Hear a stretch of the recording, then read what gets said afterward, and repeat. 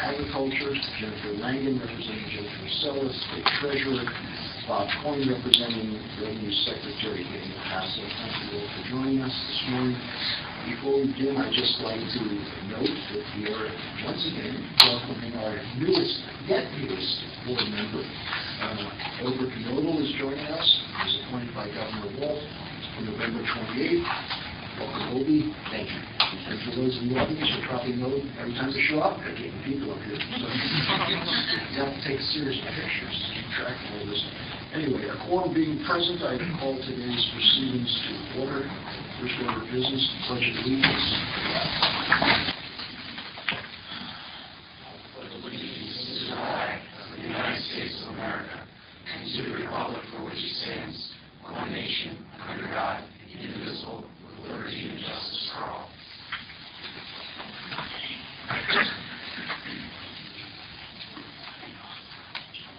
Before we begin today, I'd like to several presentations of service awards to employees.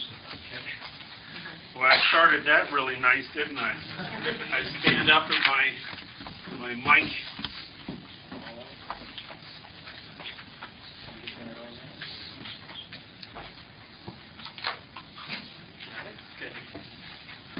Testing.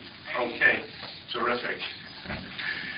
Good morning, Chairman Barish. Good morning, members of the board. Welcome, Commissioner Knodel. We're very anxious to work with you. Our staff is really excited about that. So this morning, we're continuing our program of recognizing employees who have attained the milestone of 10 years of service with the Gaming Control Board.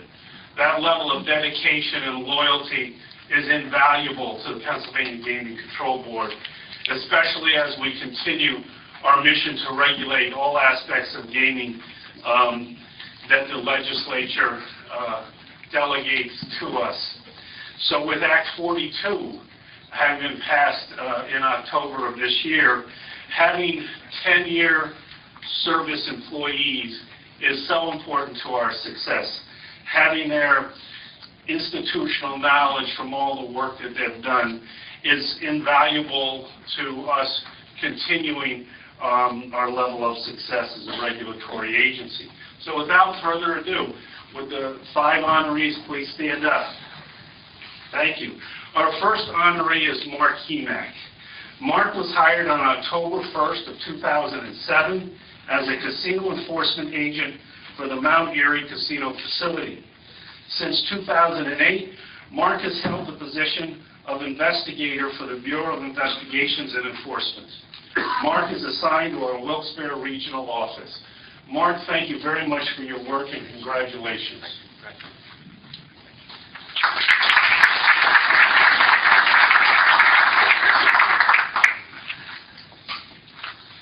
Our next honoree is Nick Valvano. Nick started the same day that Mark did, October the 1st of 2007. And Nick was also assigned as a casino enforcement agent for the Mount Airy Casino. But since 2010, Nick has held the position of investigator for the Bureau of Investigations and Enforcement, and Nick is also assigned to our Wilkes-Barre Regional Office. Nick, congratulations and thank you for your service.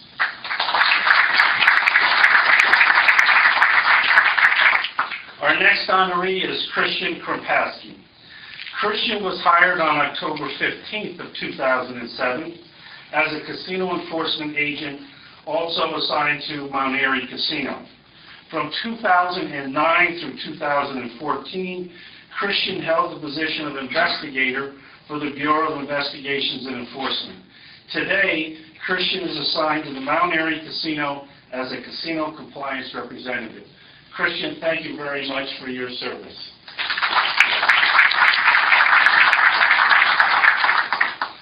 Our fourth honoree is Carrie Avasado. Carrie was hired on the same day as Christian, October the 15th of 2007, and she was a casino enforcement agent for the Mount Airy Casino facility. Since 2008, Carrie has held the position of investigator for the Bureau of Investigations and Enforcement. And Carrie is also a member of our BIE unit in Wilkes-Barre. Congratulations, Carrie, and thank you for your work. Our final honoree today is Elizabeth Birch. Elizabeth was hired on October 29th of 2007, and her initial position was an administrative assistant.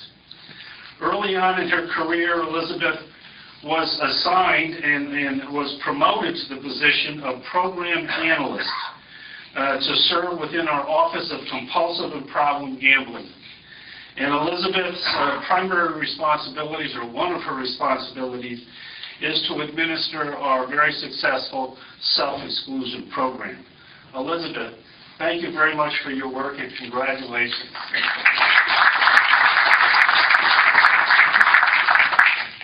Thanks again.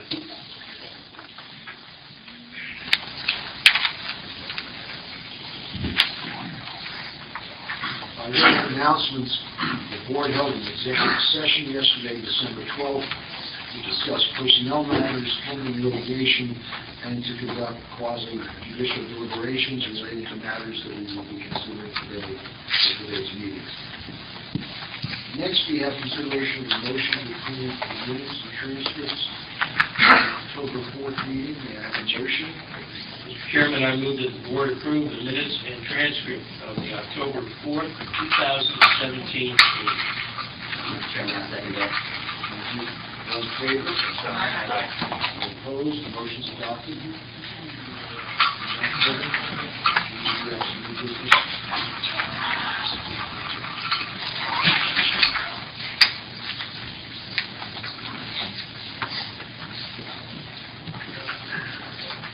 Thank you, Chairman. I do have some business this morning that I'd like to present, which would, in all of these 5 situations, I'll be requesting a motion and a vote by the board. So the first 2 matters that I have for the board's consideration relate to the concept of a Category 4 casino license.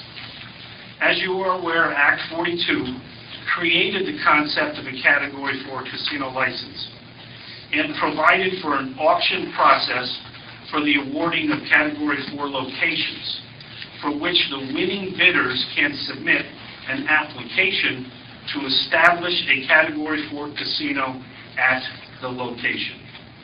Act 42 provides up to a total of 10 Category 4 casino facilities, each of which could have between 300 and 750 slot machines and open with 30 table games, with the possibility of expanding to 40 table games after 12 months.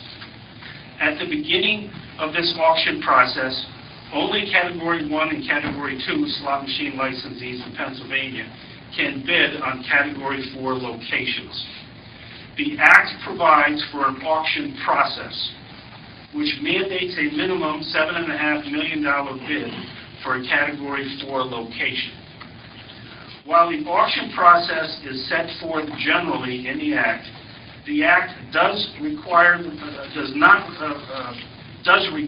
the board to adopt procedures to prevent bid rigging and collusion among bidders and to establish auction conditions, processes, or procedures. Staff has developed a proposed policy identified as a policy implementing a Category 4 casino auction process to fulfill the Act's requirements, and staff has presented that policy to you in advance of this meeting. I would be happy to answer any questions you may have about that policy.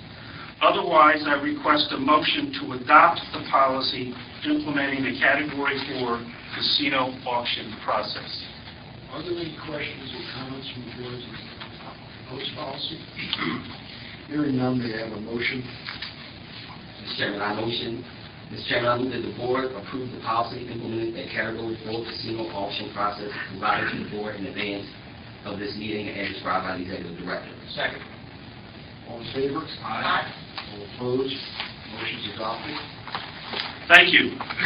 Secondly, the initial auctions to be conducted pursuant to the policy will occur approximately every 2 weeks from January through May of 2018. Act 42 creates the auction process, but does not call for the board to take any official action during the auctions. Rather, it anticipates the receipt of bids, the opening of bids, and the identification of the high bidder for Category 4 location. Because no action of the board is required at the auctions, I suggest that the board authorize me as the executive director to coordinate the ministerial functions of the auction that would consist of receiving the bids, opening the bids, and revealing the identity of the high bidder, the amount of the high bid, and that bidder's selected Category 4 location. So at this time, I request a motion to authorize the executive director to coordinate the ministerial function of the Category 4 auction process as I have described. Motion? Mr. Chairman, I move that the board authorize the executive director and the staff he selects to undertake the administration processes related to conducting the Category 4 casino auctions authorized by Act 42, 2017. Second. All in favor? Aye. Any opposed? Motion is adopted. Thank you. The third matter for the board also originates in amendments to the Gaming Act in Act 42. And it involves the repayment of $36.1 million, which was advanced by the General Assembly in the original 2004 legislation to fund the startup costs of the board, as well as the Department of Revenue and the State Police's gaming units. Act 42 requires that the repayment schedule be established by December 1st of 2017 and provide for the payments to commence on January 1st of 2018 and be completed by June 30th of 2019. In order to meet that time frame, I issued an administrative order dated December 1st, 2017, setting forth the schedule for repayment. That order has been provided to the board. I'd be happy to answer any questions about the repayment. The requirement and the amounts of that repayment have been sent to all the casino licensees, so they know what their obligation in that matter is. So at this time, I would request a motion of the board to ratify the administrative order. Questions or comments from the board? Hearing none, I have a motion.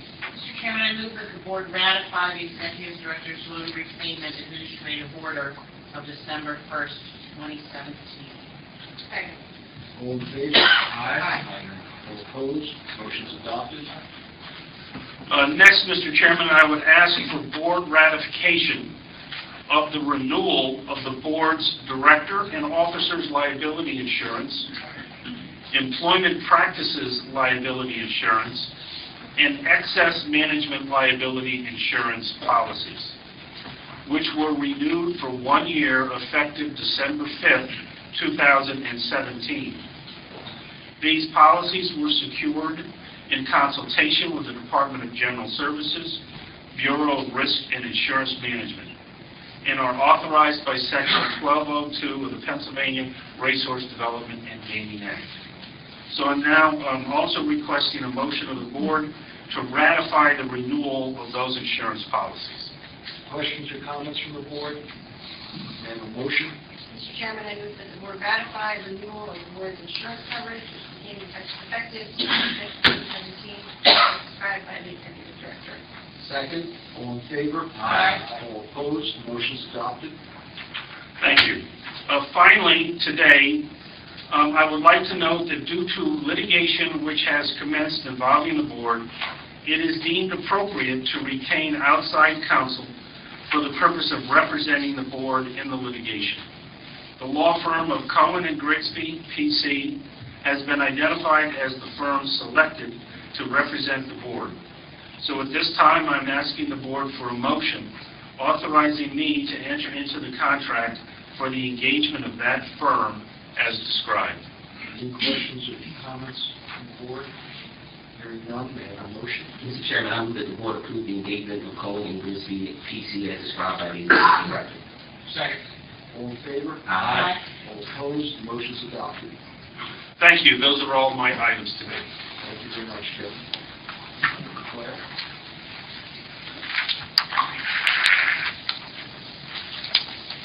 Good morning, Chairman, board members. The Office of Human Resources has one motion for your consideration today relative to the hiring of Chad Zimmerman. Mr. Zimmerman has been selected to fill the position of Assistant Chief Counsel in the Office of Chief Counsel. He has completed the PTCE interview process, background investigation, and drug screening, and is recommended for hire by Chief Counsel Doug Sherman. Unless you have any questions, I ask that the board consider a motion to hire Mr. Zimmerman as indicated. Thank you. Any questions or comments from the board? Hearing none, may I have a motion? Mr. Chairman, I move that the board approve the applicant as proposed by the administrative director. Second. All in favor? Aye. All opposed, the motion is adopted. Thank you. Thank you, Claire. Chief Counsel Doug Sherman.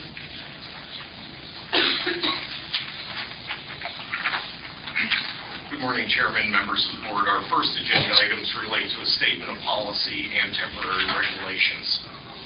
The Office of Chief Counsel presents for the board's consideration Statement of Policy 125-207, which will amend existing chapters on mini-backrack and midi-backrack by adding a side wager called Royal 9 Progressive Wager to those games when played on a table with a progressive table game system. The regulation has been, or the statement policy has been provided to the board in advance of this meeting, and I would ask for a motion to approve the statement of policy. Questions or comments from the board? May I have a motion? Mr. Chairman, I move that the board adopt statement of policy number 125-207 as described by the Office of Chief Counsel. Second. All in favor? Aye. All opposed, the motion is adopted. Next before the board are two temporary regulations. Act 42, which among other things expands the available gambling options in Pennsylvania, provided the board with the authority to adopt temporary regulations having the force and effect of law without first proceeding through the entire regulatory review process. This is a mechanism established to assist in the prompt implementation of the Act's provisions.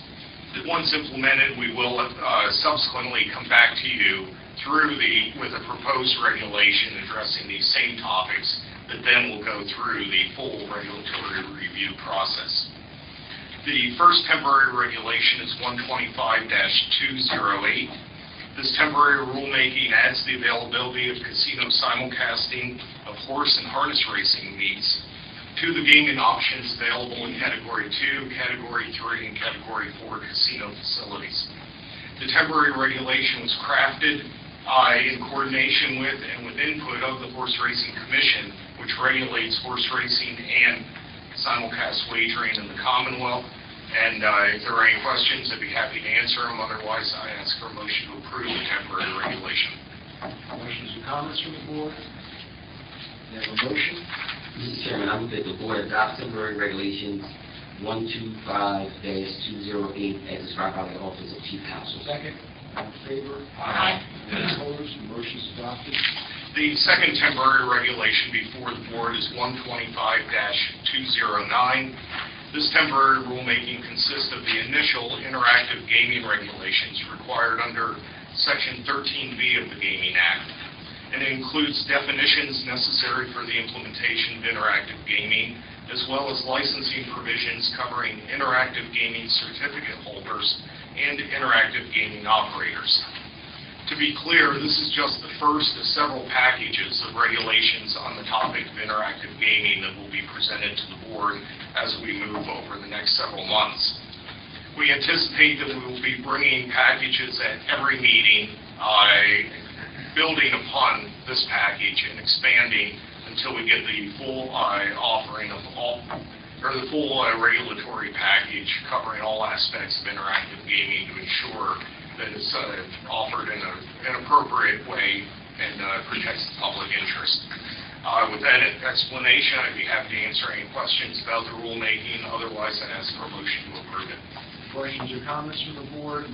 May I have a motion? Mr. Chairman, I move the board adopt temporary regulation number 125-209 as described by the Office of Chief Counsel. Second. All in favor? Aye. All opposed? Motion is adopted. Next, before the board, we have 4 petitions for your consideration.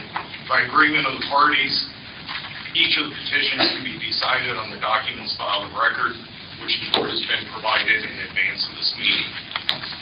The first petition before the board is that of Stadium Casino, and it's their petition to conduct table games and requesting the issuance of a table game certificate. Stadium filed this petition along with its Category 2 slot machine license application. The Office of Enforcement Counsel did not oppose the granting of the petition in the initial proceedings and continues to not express any opposition to Stadium receiving the table game certificate. Stadium's petition has requested authorization to operate 125 table games upon the opening of the South Philadelphia Casino, which will consist of 92 banking games and 33 non-banking games. As I indicated, the matter is presented on the documents, but I believe counsel for both OEC and the party are available if there are any questions of the board. Otherwise, it's now ready for the board's consideration. Well, before we proceed to a vote, Cyrus, if you come forward, I just want to ask you a question on the record, please.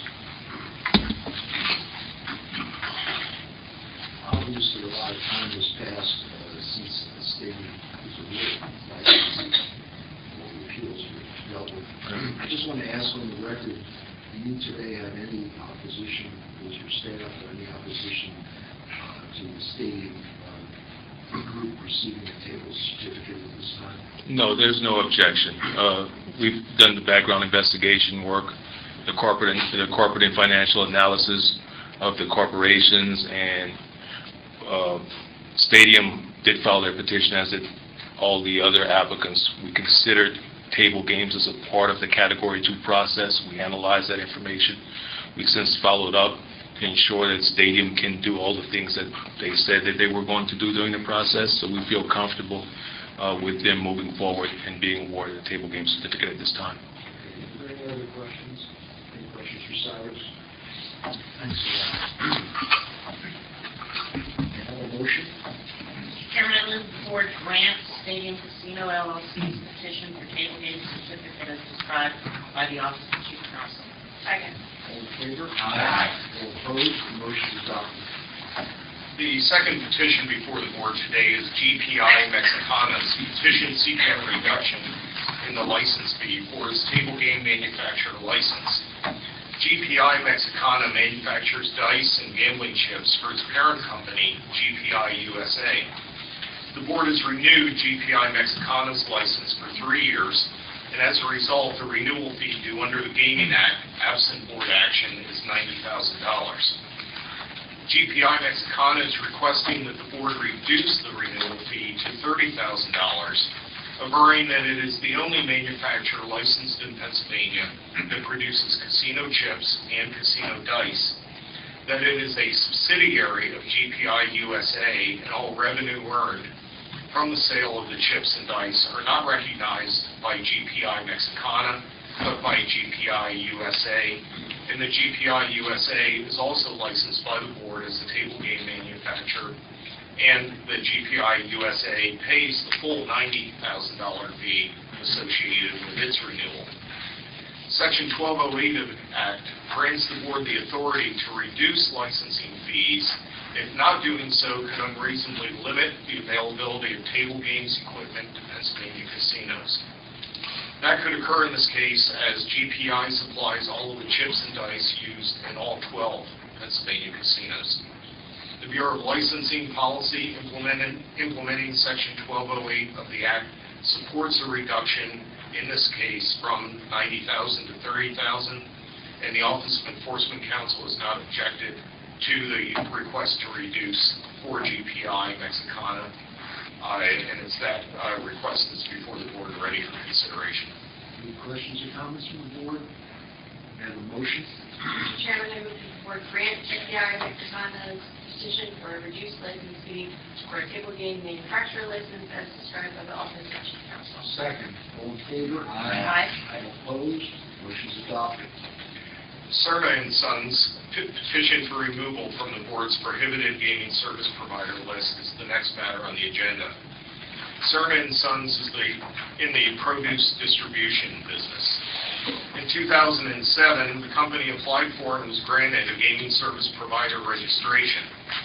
2 years later, after conducting over $200,000 in business in a 12-month period with Pennsylvania casinos, Cerna and Sons applied for gaming service provider certification, which was approved by the board contingent upon payment of all outstanding fees and costs, including the payment of a $4,000 certification fee and investigative cost.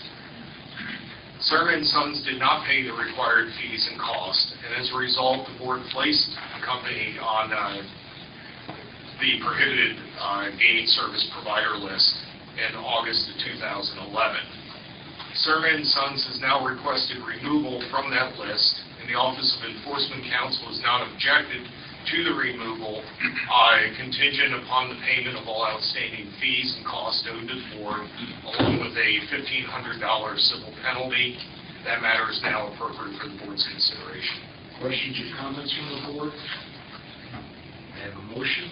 Mr. Chairman, I move that the board grant Cerna and Sons Inc.'s petition for removal from the prohibited gaming service provider list upon payment of its outstanding $4,000 certification fee and a $1,500 civil penalty. Second. All in favor? Aye. All opposed? Motion's adopted. And the final petition before the board is a petition of the Office of Enforcement Counsel to suspend George Quigley's non-gaming employee registration. In June of 2016, Mr. Quigley was issued a non-gaming registration to work as a valet at the Meadows Casino. He worked in that position until June 23rd of 2017.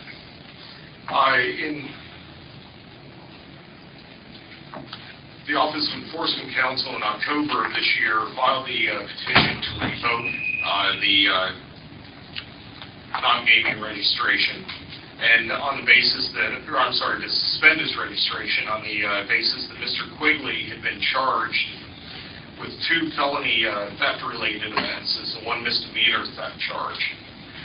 Specifically, it was alleged that on May 22nd, 2017, while on duty as a valet at the Meadows, he took a wedding band that was left in a patron's vehicle.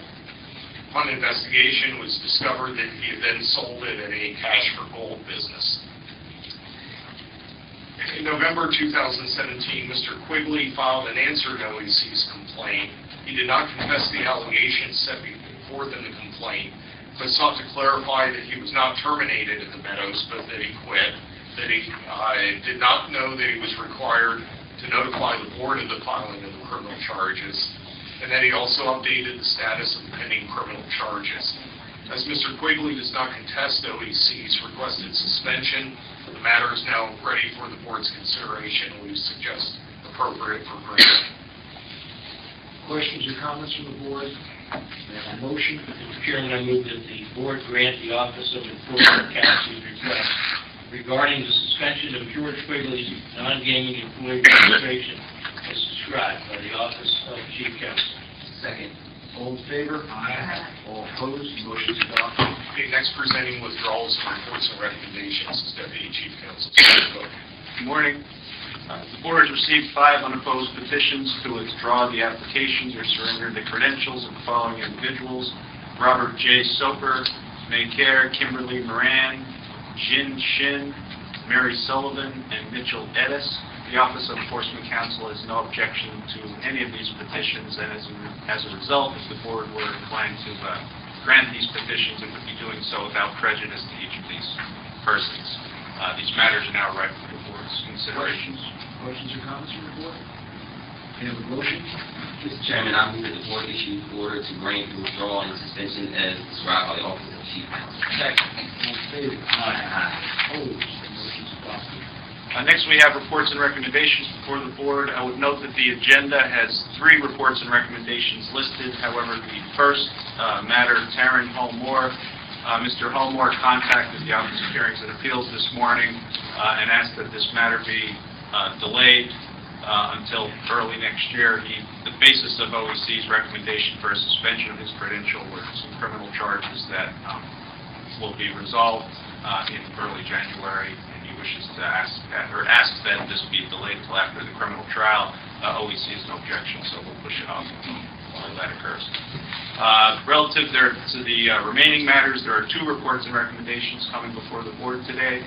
In each of these matters, the board has been provided in advance of the meeting with a copy of the report recommendation as well as all the underlying evidence. Additionally, the 2 gentlemen that are involved in the matters have been advised that their cases would be coming before the board today, and if they wish to address the board, they could do so briefly when the matter is called. As a result, if either of these persons are present, I would ask them to come forward when the matter is called. The first report recommendation pertains to Jonathan Lucino.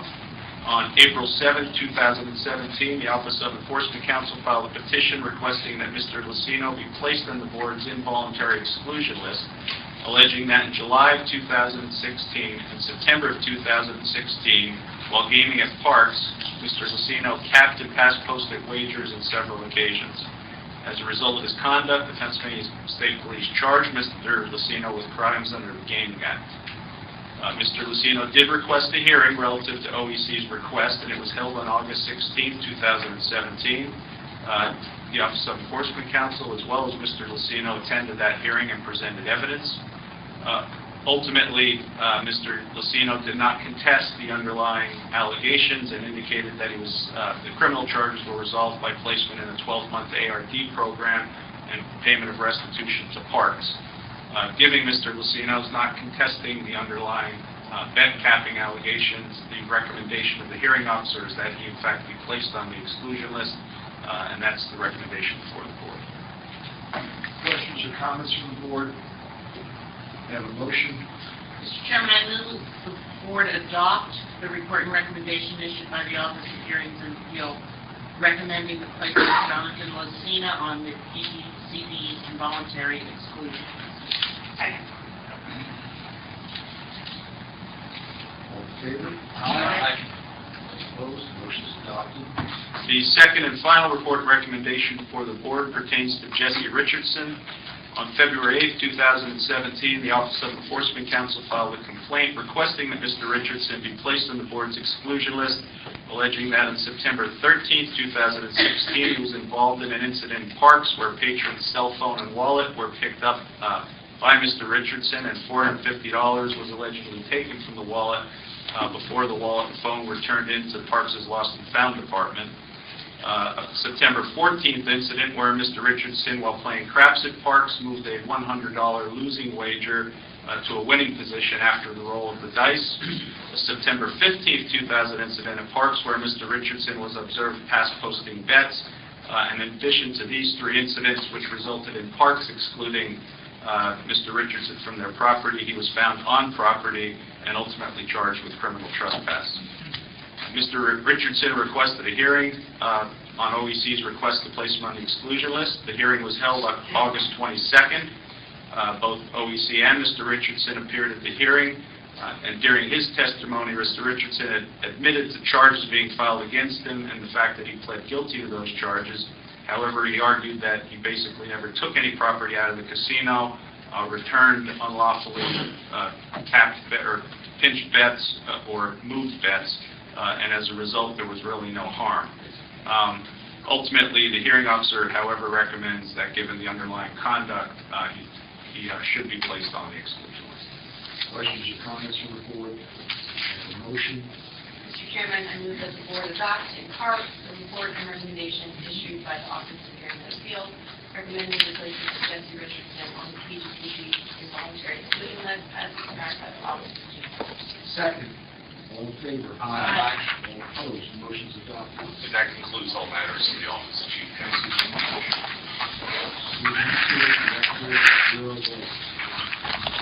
Thank you, Chairman Barrett and members of the board. Before the board today will be 1 slot machine manufacturer renewal and 707 principal, key, gaming, and non-gaming applications. In addition, there will be the consideration of 6 gaming service providers. The first matter for your consideration is the renewal of the slot machine manufacturer license for NRT Technology Corporation. NRT Technology Corporation is a Canadian company that manufactures, among other items, ticket redemption kiosks. The Bureau of Investigations and Enforcement has completed its investigation of this applicant, and the Bureau of Licensing has provided you with a background investigation and suitability report. I have provided you with a draft order and ask that the board consider the order to renew the slot machine manufacturer license for NRT Technology Corporation. Thank you.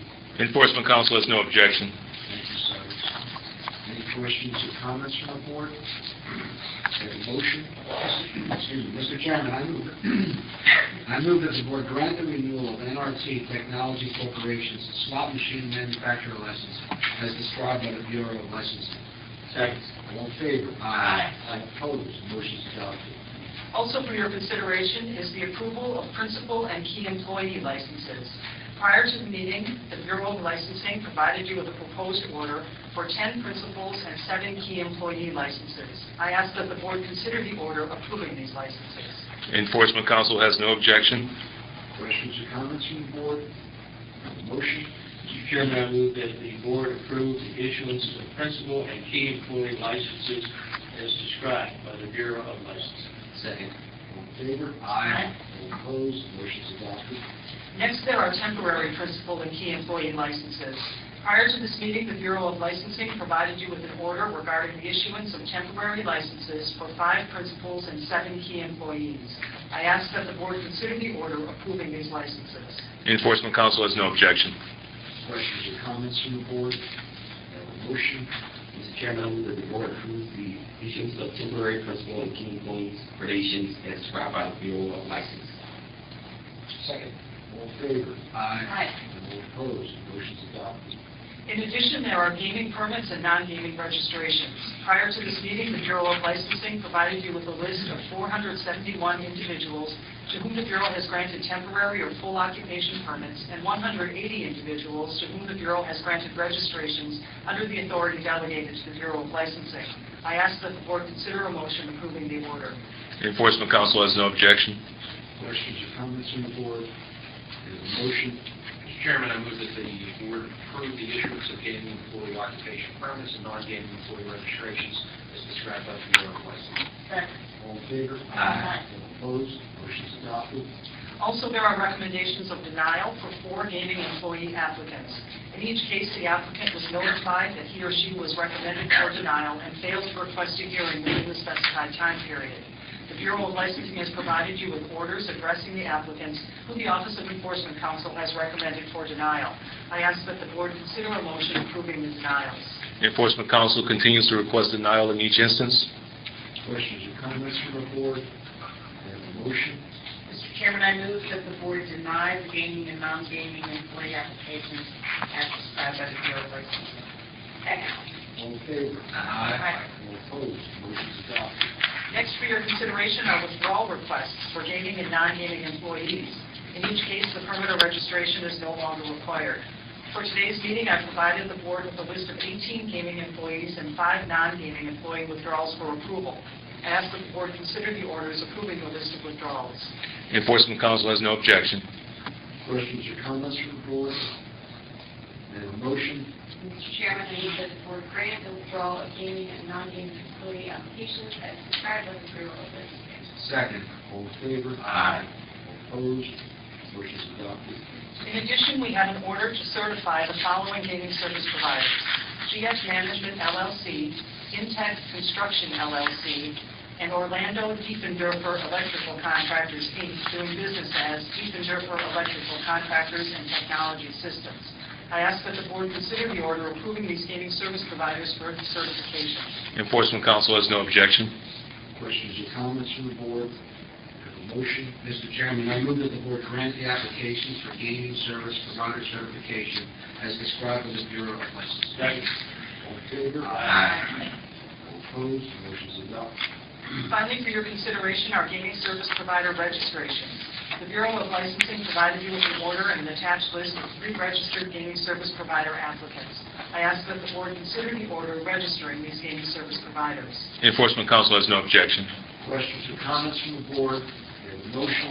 Chairman, I move that the board grant the applications for gaming service provider registration as described by the Bureau of Second. All in favor? Aye. All opposed? Motion is adopted. That concludes the Bureau of Licensing matters. Thank you very much, Susan. Next up, Enforcement Council. As always, we begin by asking anyone addressing the board, please state your name, the court reporter, and other than attorneys, they should be sworn before speaking. The Office of Enforcement Counsel will present 27 matters today for the board's consideration, consisting of 10 consent agreements, 4 revocations, 4 suspensions, and non-involuntary exclusions. The next 2 matters on the agenda for the board's consideration are consent agreements between the Office of Enforcement Counsel and Category 1 licensee Downs Racing LP, doing business as Mohegan Sun Pocono. The consent agreements will be presented by Assistant Enforcement Counsel John Crow. I'll ask that representatives from Mohegan Sun come forward.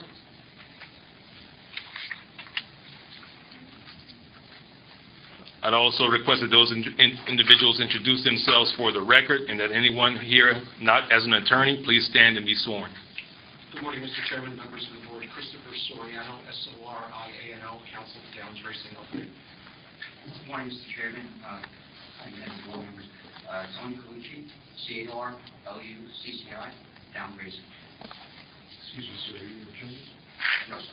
Would you please stand and be sworn? Do you swear or affirm the testimony you're about to give this morning will be the truth, the whole truth, and nothing but the truth, so help you God? I do. Thank you. Good morning, Mr. Chairman, Board.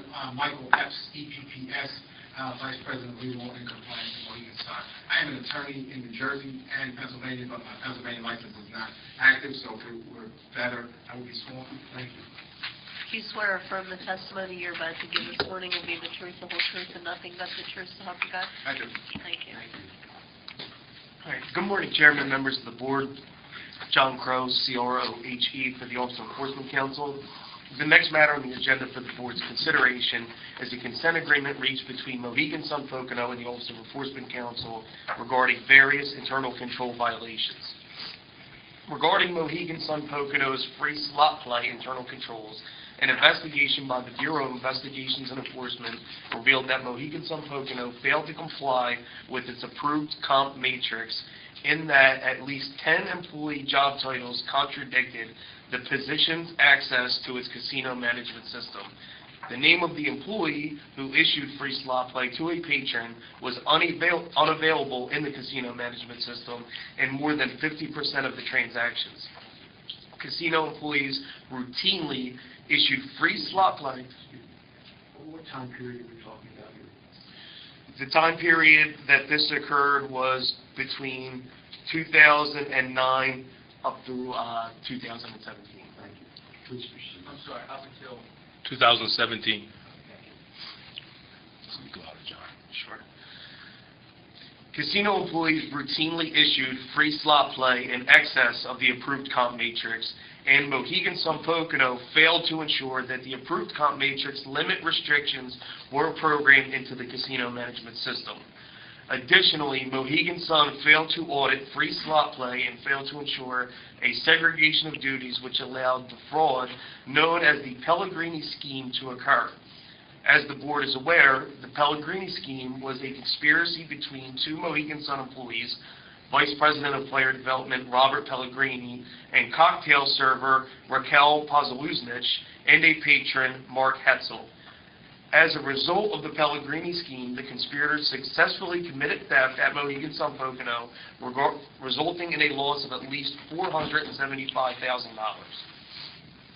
The Pellegrini scheme consisted of Ms. Pozoluznich obtaining PIN numbers from patrons so that she could obtain items on their behalf, such as food and beverages. Then she would provide the PIN numbers to Mr. Pellegrini, who would create a Players Club card with the players' account numbers and would issue free slot play to that patron's account. Mr. Pellegrini would then give the fraudulently created Players Club card along with the active patron PIN numbers to Mr. Hetzel, who would download the free slot play of various slot machines on the Mohegan Sun Pocono gaming floor and engage in slot play that resulted in winning at Mohegan Sun Pocono. As part of its investigation, the Bureau of Investigations and Enforcement randomly investigated a sample of promotion codes from 2009, 2010, 2011, and 2012, and found that the promotion codes tested for the calendar year 2009 exceeded the approved comp matrix limits and 45.5% of the free slot play transactions reviewed. For 2010, exceeded the approved comp matrix limits in 57.14 of the free slot play transactions reviewed.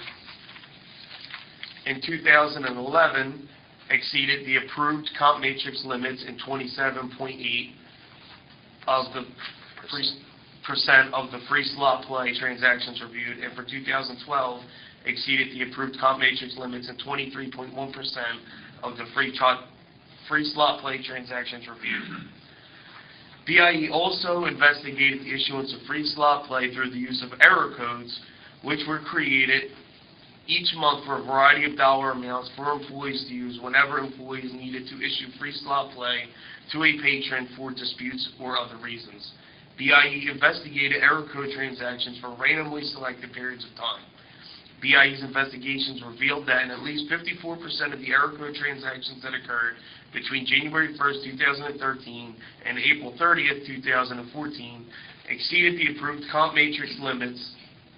At least 61.7% of the error code transactions that occurred between May 1st, 2014 and August 11, 2015 exceeded the approved comp matrix limits, and at least 53.5% of the error code transactions that occurred between August 12, 2015 and August 31st, 2015 exceeded the approved comp matrix limits.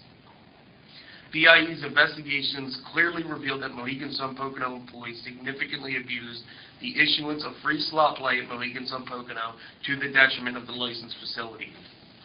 The BIE investigation also revealed that Mohegan Sun Pocono's Operational Accounting Department failed to perform comp matrix audits of free slot play and match play. Although daily logs of free slot play and match play violations were circulated by Mohegan Sun Pocono departments, the department heads failed to review those logs, and Mohegan Sun Pocono officers and employees failed to report violations of the authorized levels set forth in the approved comp matrix. Next, regarding Mohegan Sun Pocono main bank internal controls, BIE's investigation also revealed that Mohegan Sun Pocono's failure to follow its improved internal controls resulted in a long-running theft known as the Benzikowski theme, which was committed by slot supervisor James Benzikowski. Between May of 2014 and September of 2015, Mr. Benzikowski committed at least 314 thefts totaling approximately $26,151. The Benzikowski scheme consisted of fraudulent use of paid-in, paid-out forms, which are used to document the transfer of funds into or out of the cage. Prior to October of 2015, the paid-in, paid-out form was used as a means to pay money owed to a patron for bill validator issues or slot ticket disputes. Mr. Benzikowski would obtain a paid-in, paid-out forms and carry them on his person. When a patron was required to be paid out in cash as a result of a validator issue or slot ticket dispute, Mr. Benzikowski would have the patron sign the paid-in, paid-out form without completing the amount owed section. Mr. Benzikowski would then complete the paid-in, paid-out form out of the presence of the patron and fill in an amount greater than the amount actually owed to the patron. Mr. Benzikowski would submit the form to the cage, pay the patron the amount owed, and then steal the remaining balance. Mr. Benzikowski destroyed a significant number of copies of the paid-in, paid-out forms to conceal his thefts. A significant number of paid-in, paid-out forms were not signed by a cage supervisor prior to the disbursement of the cash. The Benzikowski scheme went undetected until September 23, 2015, when a Mohegan Sun Pocono employee witnessed Mr. Benzikowski hiding cash in his sock in the restroom. BIE's investigation revealed the following violations of Mohegan Sun Pocono's approved internal controls. Paid-in, paid-out forms were consistently not being completed by the cage, but rather were being completed by the slots department. Paid-in, paid-out forms were consistently not being signed by a cage supervisor prior to the issuance of the cash from the cage. Paid-in, paid-out forms were not being maintained by the cage, but instead were being maintained by slot department personnel, and Mohegan Sun Pocono failed to complete accurate and legible paid-in, paid-out forms as Ben Zakowski destroyed numerous copies, and the destruction went unnoticed by Mohegan Sun Pocono. Regarding Mohegan Sun Pocono's internal controls, BIE's investigation revealed that audit plans submitted to the Pennsylvania Gaming Control Board for the years 2012 through 2016 were not inclusive of all internal audits performed on property in violation of the Category 1 licensee statement of conditions. At least 6 internal audits performed between 2012 and 2016 were not included in the audit plan submitted to the board. 4 of the audits were not included in the audit plan. Annual audit plans were titled process reviews, but each stated under the section titled professional standards that, quote, "We conduct this audit in accordance with the standards for the professional practice of internal auditing." As a result, Mohegan Sun Pocono renamed the internal audits as process reviews in order to not have them subjected to the board's review, and additionally failed to follow the recommendations or take appropriate corrective actions as outlined in detail in the various audits entitled process reviews. BIE's investigation revealed that Mohegan Sun Pocono failed to submit the following audits to the Pennsylvania Gaming Control Board: the IT Service Level Agreement Review, dated March 23, 2012, the Table Game Point Parameter Review, dated December 21, 2012, the Free Play Promotion Code and Point Adjustment Review, dated February 11, 2013, the Guest Recovery Certificates Review, dated February 22, 2013, the Table Games Chip Inventory Review, dated May 17, 2013, and the Free Play Promotion Code and Point Adjustment Follow-Up Review, dated December 18, 2013. Lastly, the BIE investigations revealed that Mohegan Sun Pocono failed to maintain records related to the IdentiPass software system. IdentiPass is the software system that maintains records of all doors opened by proxy cards at Mohegan Sun Pocono. Proxy cards are assigned to individual Mohegan Sun employees and are programmed to open certain doors that limit access to restricted areas depending on an employee's job requirements. IdentiPass captures the date, time, and proxy card number that opens the doors that require the utilization of a proxy card to gain access. All secured areas such as the GTEC room, cage, main bank, and surveillance require swiping a proxy card to be accessed. The regulations require that records and documents be retained for a minimum of 5 years. However, IdentiPass data was automatically purged by Mohegan Sun Pocono approximately every 6 months.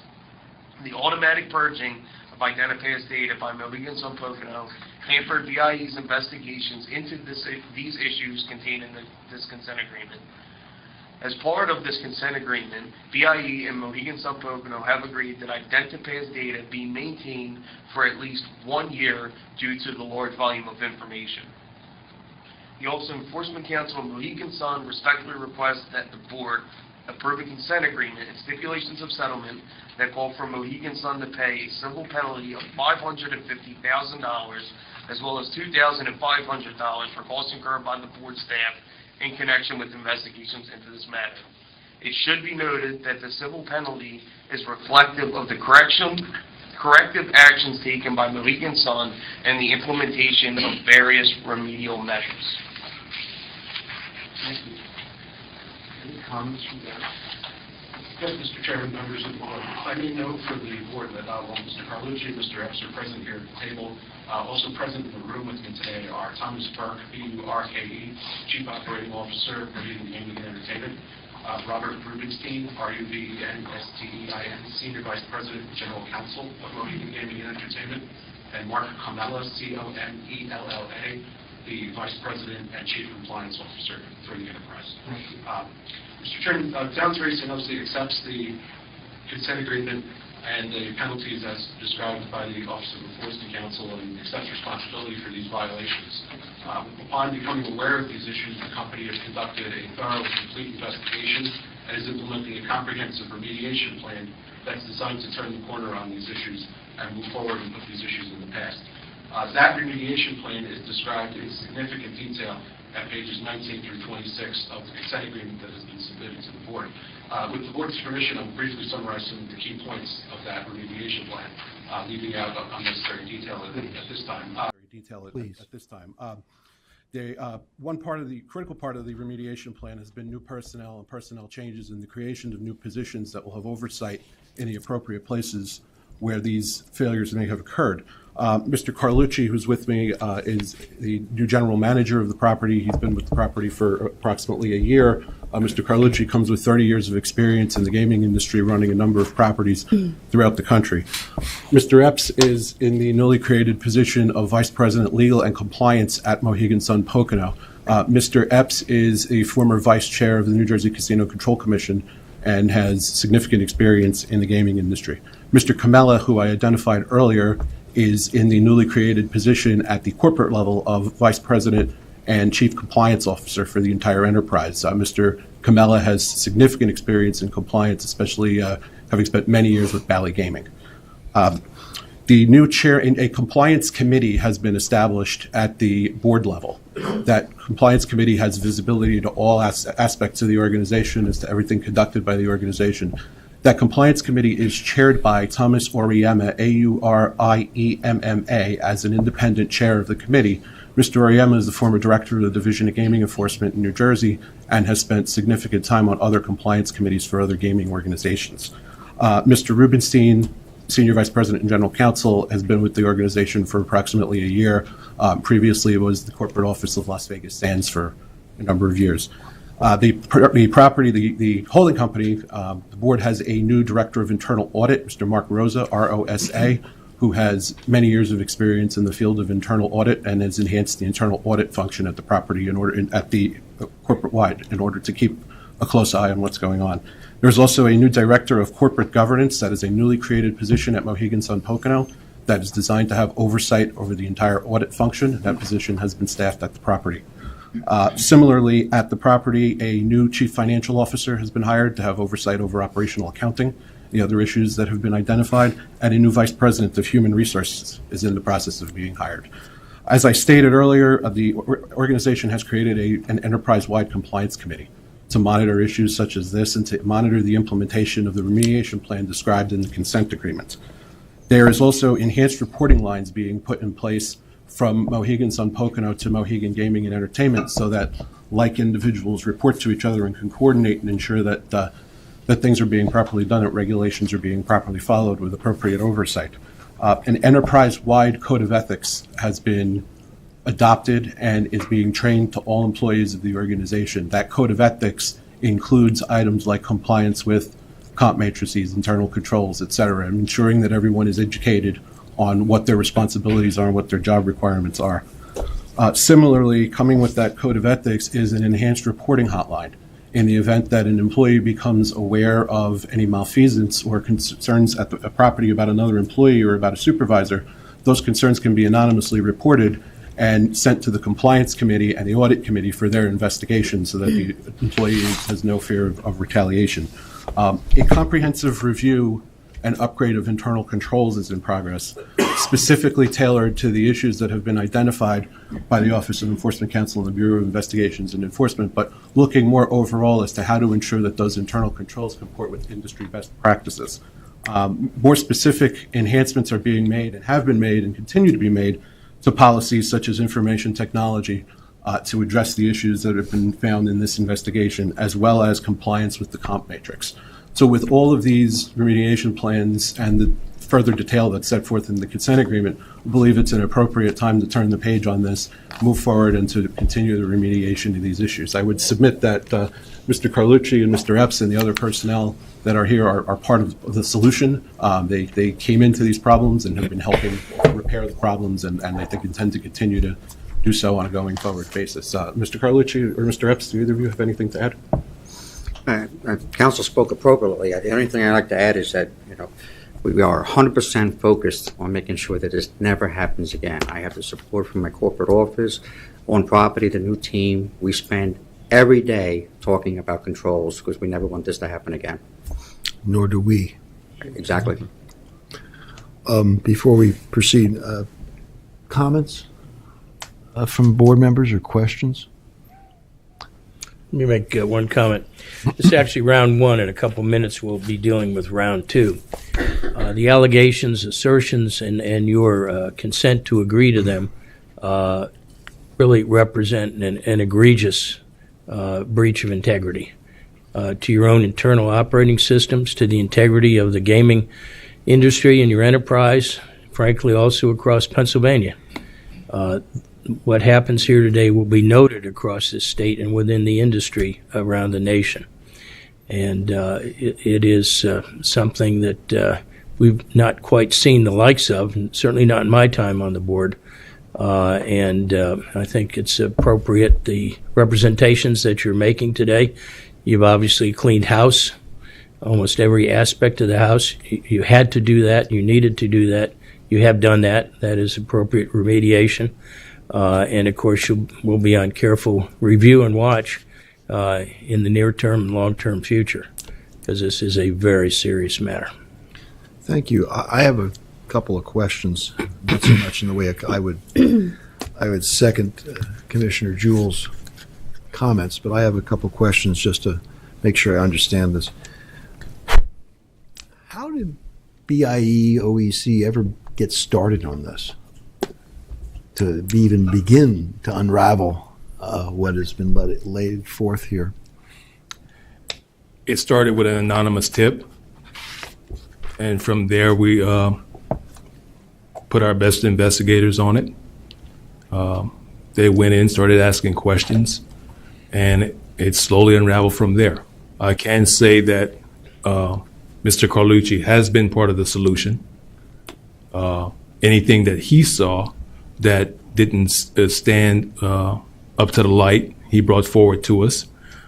If I could, right. Once you got started, you told Mr. Carlucci what you... No, we did not tell Mr. Carlucci anything. Oh, I see. Mr. Carlucci came forward to us okay. and told us some things, but it was a very time-consuming investigation that was in process for nearly a year, if not more.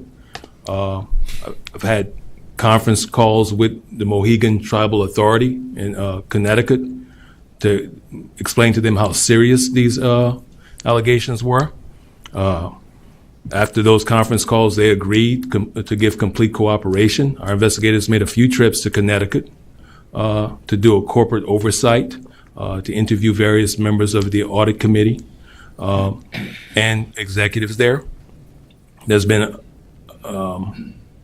as we conducted our investigation and determined that certain individuals were just not up to the task, Mohegan, on its own, changed those individuals out, for lack of a better word, put individuals in place who were more familiar with the gaming business. I think the biggest problem that occurred was that when Mohegan Sun Pocono first opened, there were people in those positions that had gaming experience. As the years passed, those people moved on to other jobs, and the people within the property were promoted to higher positions without any clue as to why the internal controls existed, what was the purpose of those internal controls, and what purpose they served as a part of the overall organization. And I think it got lost through the turnover in more experienced people. But I have to give take my hat off to BIE investigators in Wilkes-Barre and forensic accountant Marcia Schaefer for doing an outstanding job in going into the computer systems, the IT systems, going into interviewing the various employees and getting to the bottom of this. And to John Crow, because we conducted numerous sworn interviews of individuals, which I sat in on, that just went to the core of how incompetent some people were in this respect. I would I have to say, if there's a silver lining here, look, we'd rather never see this sort of thing ever. But I have to say, and I think I'm speaking for the board, what you all did in terms of the investigation is quite impressive. Having done a few of these things in another version of my life, I'm very impressed with the diligence and detail you all went into on that one subject. Of the various subject matters that you've discussed, how many of the things that you ended up identifying were the result of your own investigation as opposed to things that maybe Mr. Carlucci brought forward to you, to your attention? I think that the extreme details of the investigation came from our own work. The overall oversight. Look, when the Pellegrini scheme occurred, one of the things, that when I talked to Kevin O'Toole, he wanted an investigation done on it. We all agreed that a detailed investigation needed to be done. Mr. Carlucci provided some oversight to the problems he was seeing as an But were there brand new ideas that were revealed to you by Mohegan? Brand new ideas? New investigatory paths? No. I think what Mohegan did was cooperate fully.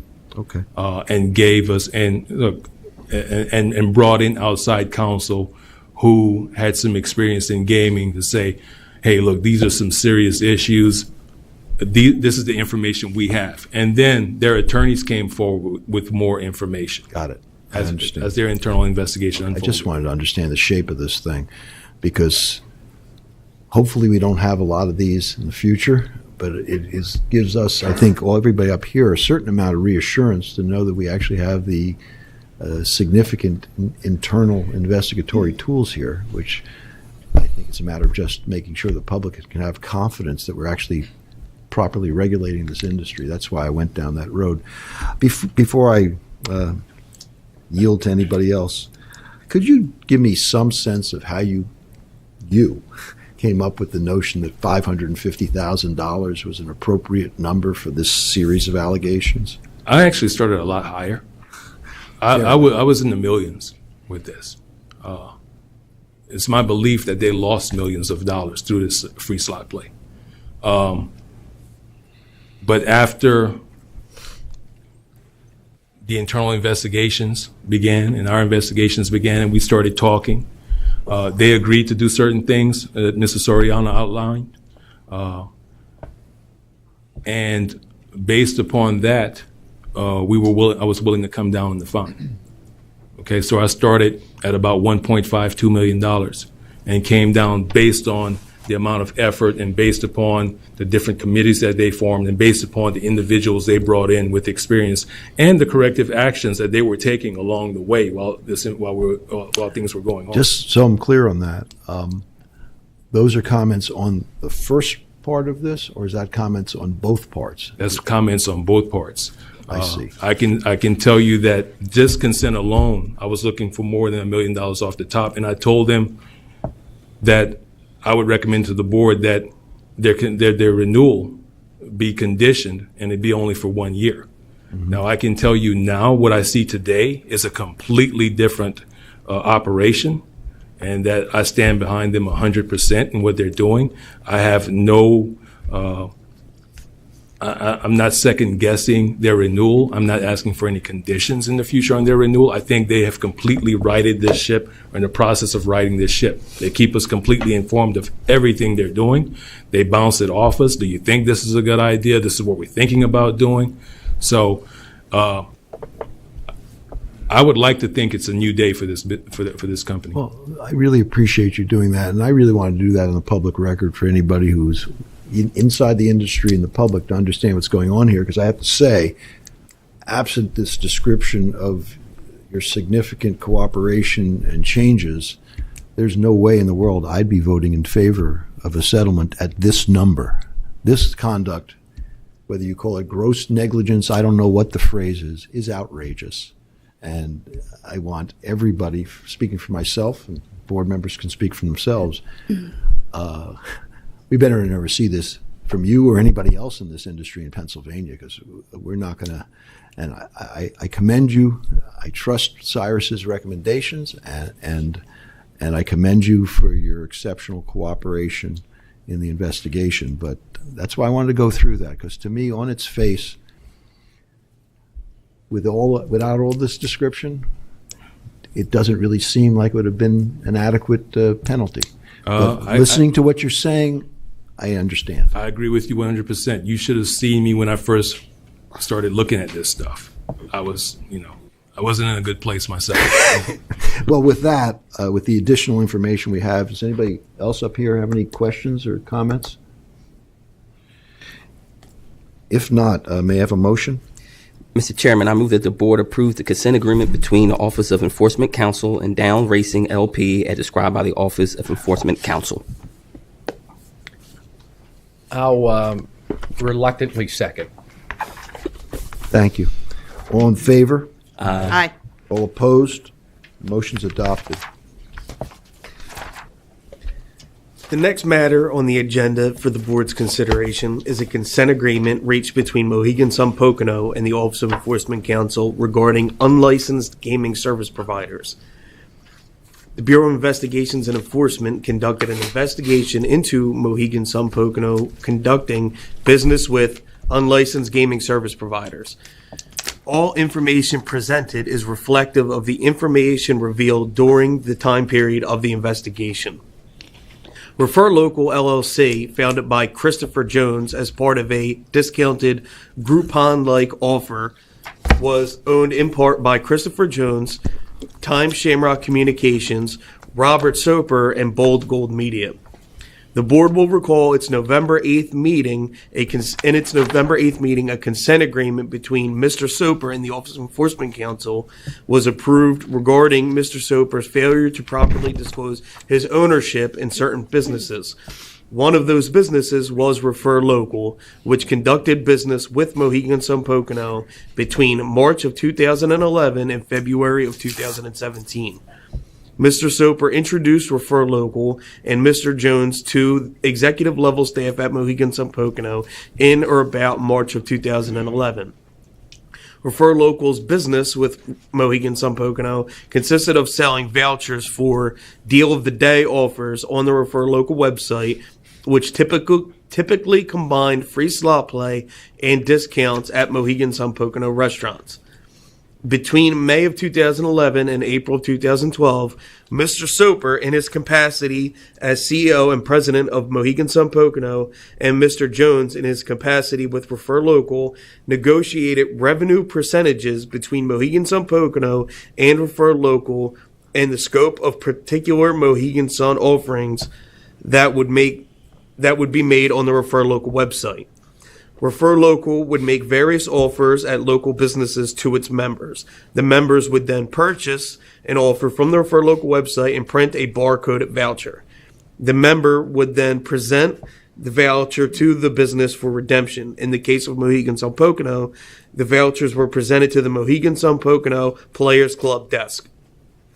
The Mohegan Sun Pocono's Players Club desk employee would then exchange the voucher for a coupon to the applicable Mohegan Sun Pocono restaurant and download the appropriate amount of free slot play to the Players Club card. Various Mohegan Sun Pocono departments and employees worked with representatives of Refer Local to develop the Mohegan Sun Pocono on-site interface that Mohegan Sun Pocono could have developed, so that Mohegan Sun Pocono could have the ability to scan Refer Local voucher barcodes that patrons will print at home from the Refer Local website. This interface allowed Refer Local to track the vouchers that had been redeemed by Mohegan Sun Pocono. Refer Local representatives would also participate in regular, monthly, and quarterly meetings, as well as special project meetings at Mohegan Sun Pocono. Furthermore, Refer Local representatives would work on site at Mohegan Sun Pocono to troubleshoot problems with the program, to train Mohegan Sun Pocono employees on the voucher redemption process, and to provide customer support and technical service.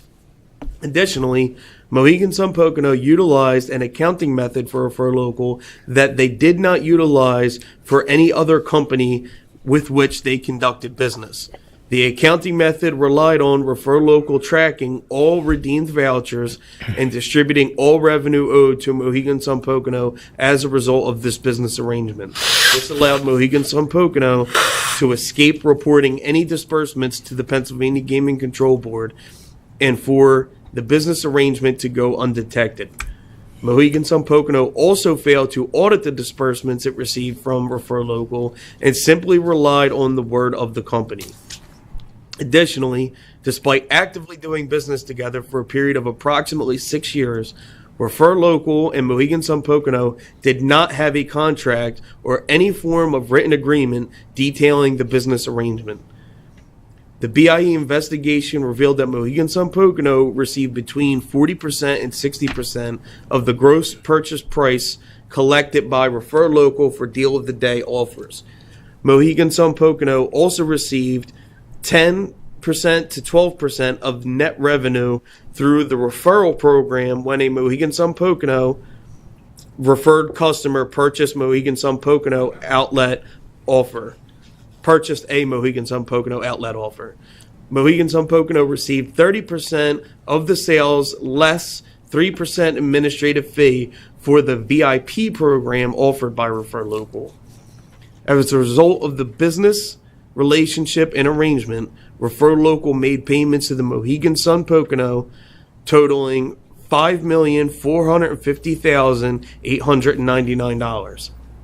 Despite doing significant business with Mohegan Sun Pocono, Refer Local did not submit an application to the board until April of 2017.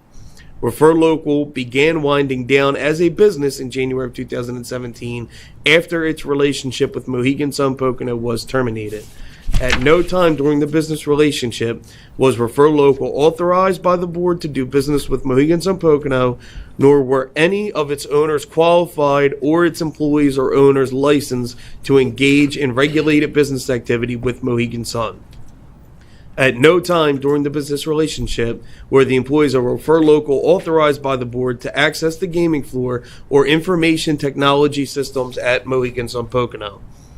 Despite not meeting the licensing requirements of the board, Refer Local and Mohegan Sun Pocono conducted a significant amount of business, and Refer Local employees regularly conducted activities at or with Mohegan Sun Pocono and its employees that required individual licensure and authorization. The next unlicensed gaming service provider with which Mohegan Sun Pocono conducted business is CBPOC LLC.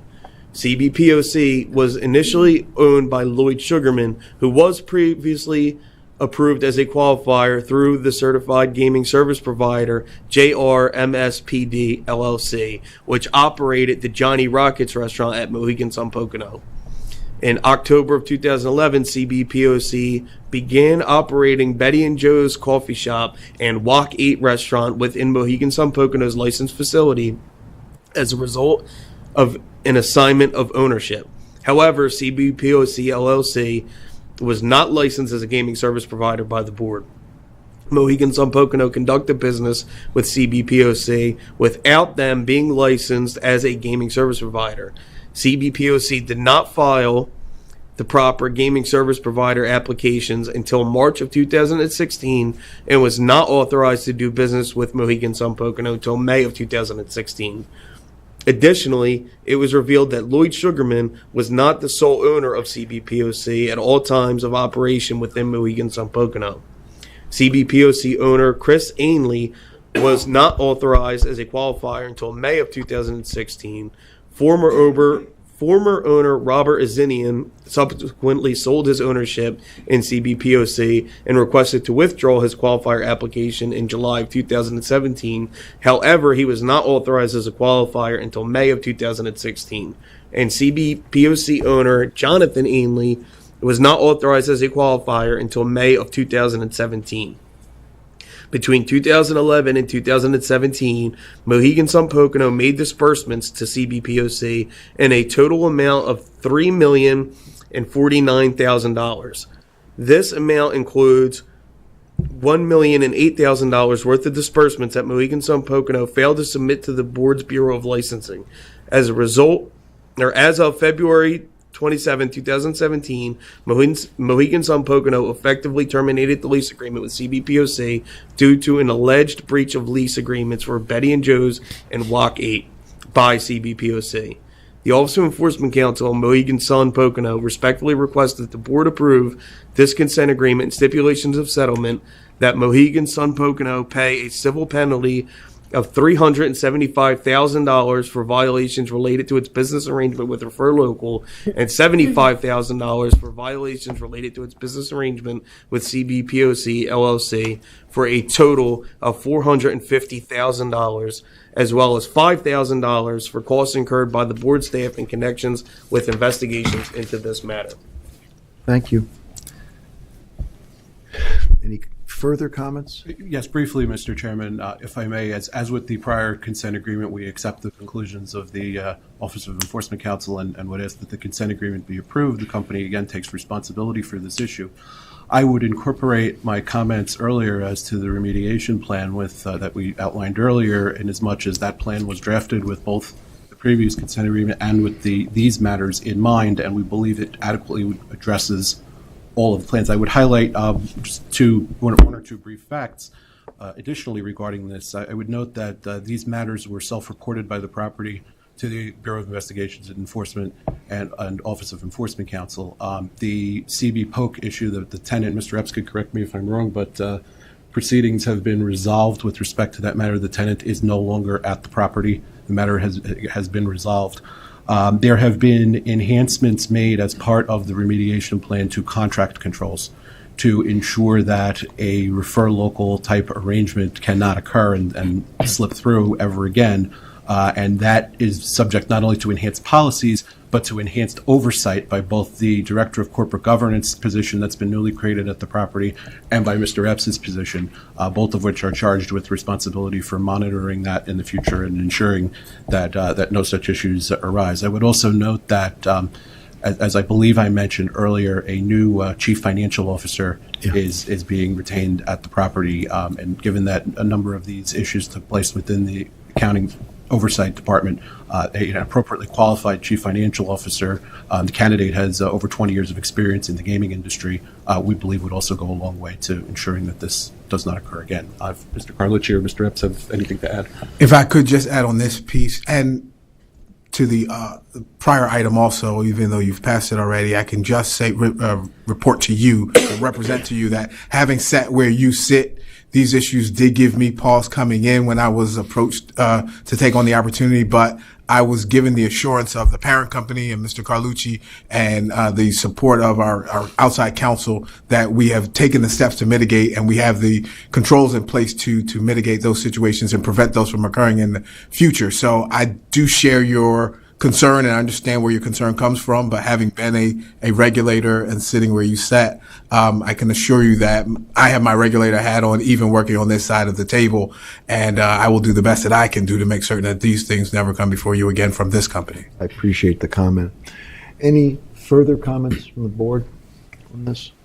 Chairman? Mr. Chairman, thank you for the colloquy between yourself and our Chief Enforcement Counsel. I found it very enlightening. Just a comment on magnitude here. This board has essentially been working since around 2005 in the regulatory process. The law, Title IV, was passed in 2004. In all those years, the two fines that we are talking about today that have been consented to are by far the largest in the history of the oversight of this commission, and in fact are number one and number two by far of any assessed. Pennsylvania, of the 30 states that have gaming, casino gaming, as we know, I'm talking about magnitude here, is the second largest as far as the amount bet that comes in of any state in the union. So these are large numbers. Thanks for the edification, Cyrus, and the discussion that has occurred. And I would renew the comments I made earlier and stand by them. Thank you. Thank you. Any other comments from the board?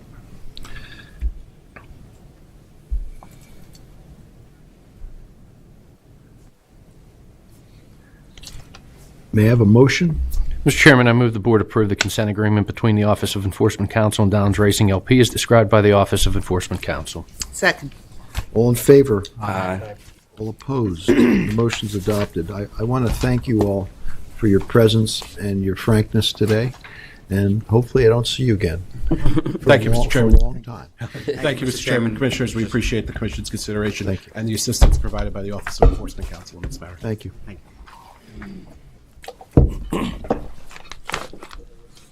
Next matter on the agenda for the board's consideration is a consent agreement between the Office of Enforcement Counsel and Category 2 licensee Mount Airy No. 1 LLC, doing business as Mount Airy Casino Resort. The consent agreement will be presented by Assistant Enforcement Counsel David Tepper. Representatives for Mount Airy are present, and at this time, I'd ask that anyone who is not an attorney to stand up and be sworn, and that each individual introduce themselves for the record. Dennis Selta, ASSELTA, Executive Director of Table Games. Do you swear or affirm the testimony you're about to give this morning will be the truth, the whole truth, and nothing but the truth, so help you God? I do. Good morning, Chairman Barish, members of the board. David Tepper, T-E-P-P-E-R, with the Office of Enforcement Counsel.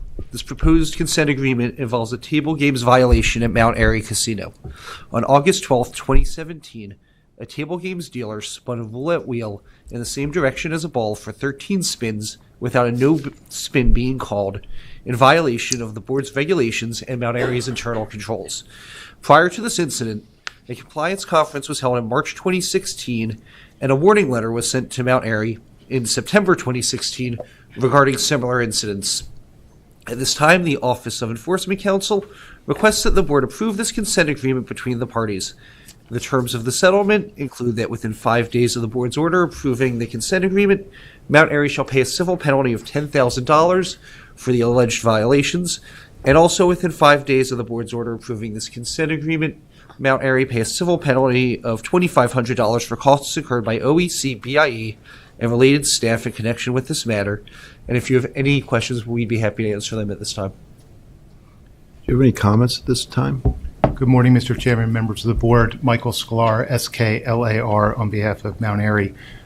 We concur in the recitation of the facts as described by the Office of Enforcement Counsel, and we're available for any questions. Thank you. Are there any questions or comments from the board? Yep. So it was 13 times 30 minutes that this was going on? Yes, approximately. How did the gaming supervisor not notice this? I'm told it was a patron that brought this to your attention. Yes. The gaming supervisor had 4 games to watch, which is no excuse. They should have noticed it, but they did not. Human error, once again, is undefeated. Do you have a requirement that in that 30 minutes, if they're watching 30 minutes seems like it's a long time? 2 minutes is a long time. You know, our policies and procedures require them to watch each game in their section. That's not always the case, unfortunately. What happened to the gaming supervisor? They didn't notice it. No, what, discipline? Yes. Not that, what type? Written warning. The supervisor and the dealer.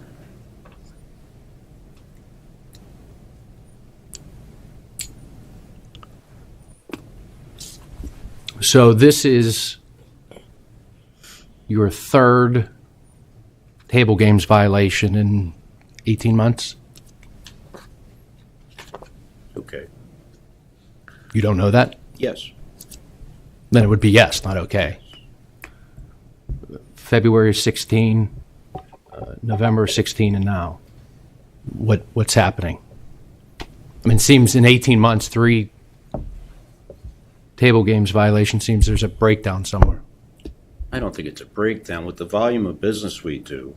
You don't think it's a breakdown? You're always going to have human error. I mean, you could have internal controls... How are you fixing it? Policies, procedures. How are you fixing it? We reinforce this daily with pre-shift meetings. You know, we constantly retrain staff and work in those areas. But, you know, some point along the way, you're always going to have the human error factor. Michael, I'll let you go because he's not helping the case here. I was iffy before we started. So, Michael, I would ask you to tell me why you had 3 table game violations in 18 months and how you're going to fix it. I was a little puzzled by this particular incident. It's the second time with the roulette wheel. The third incident that you mentioned wasn't specific to the roulette. But no, I agree. I'm sorry. Let me clear. Yeah, the first one was an unimproved non-value roulette chip, and then the other one was a damaged 8 of spades, replaced it, and the deck was used for about an hour or so.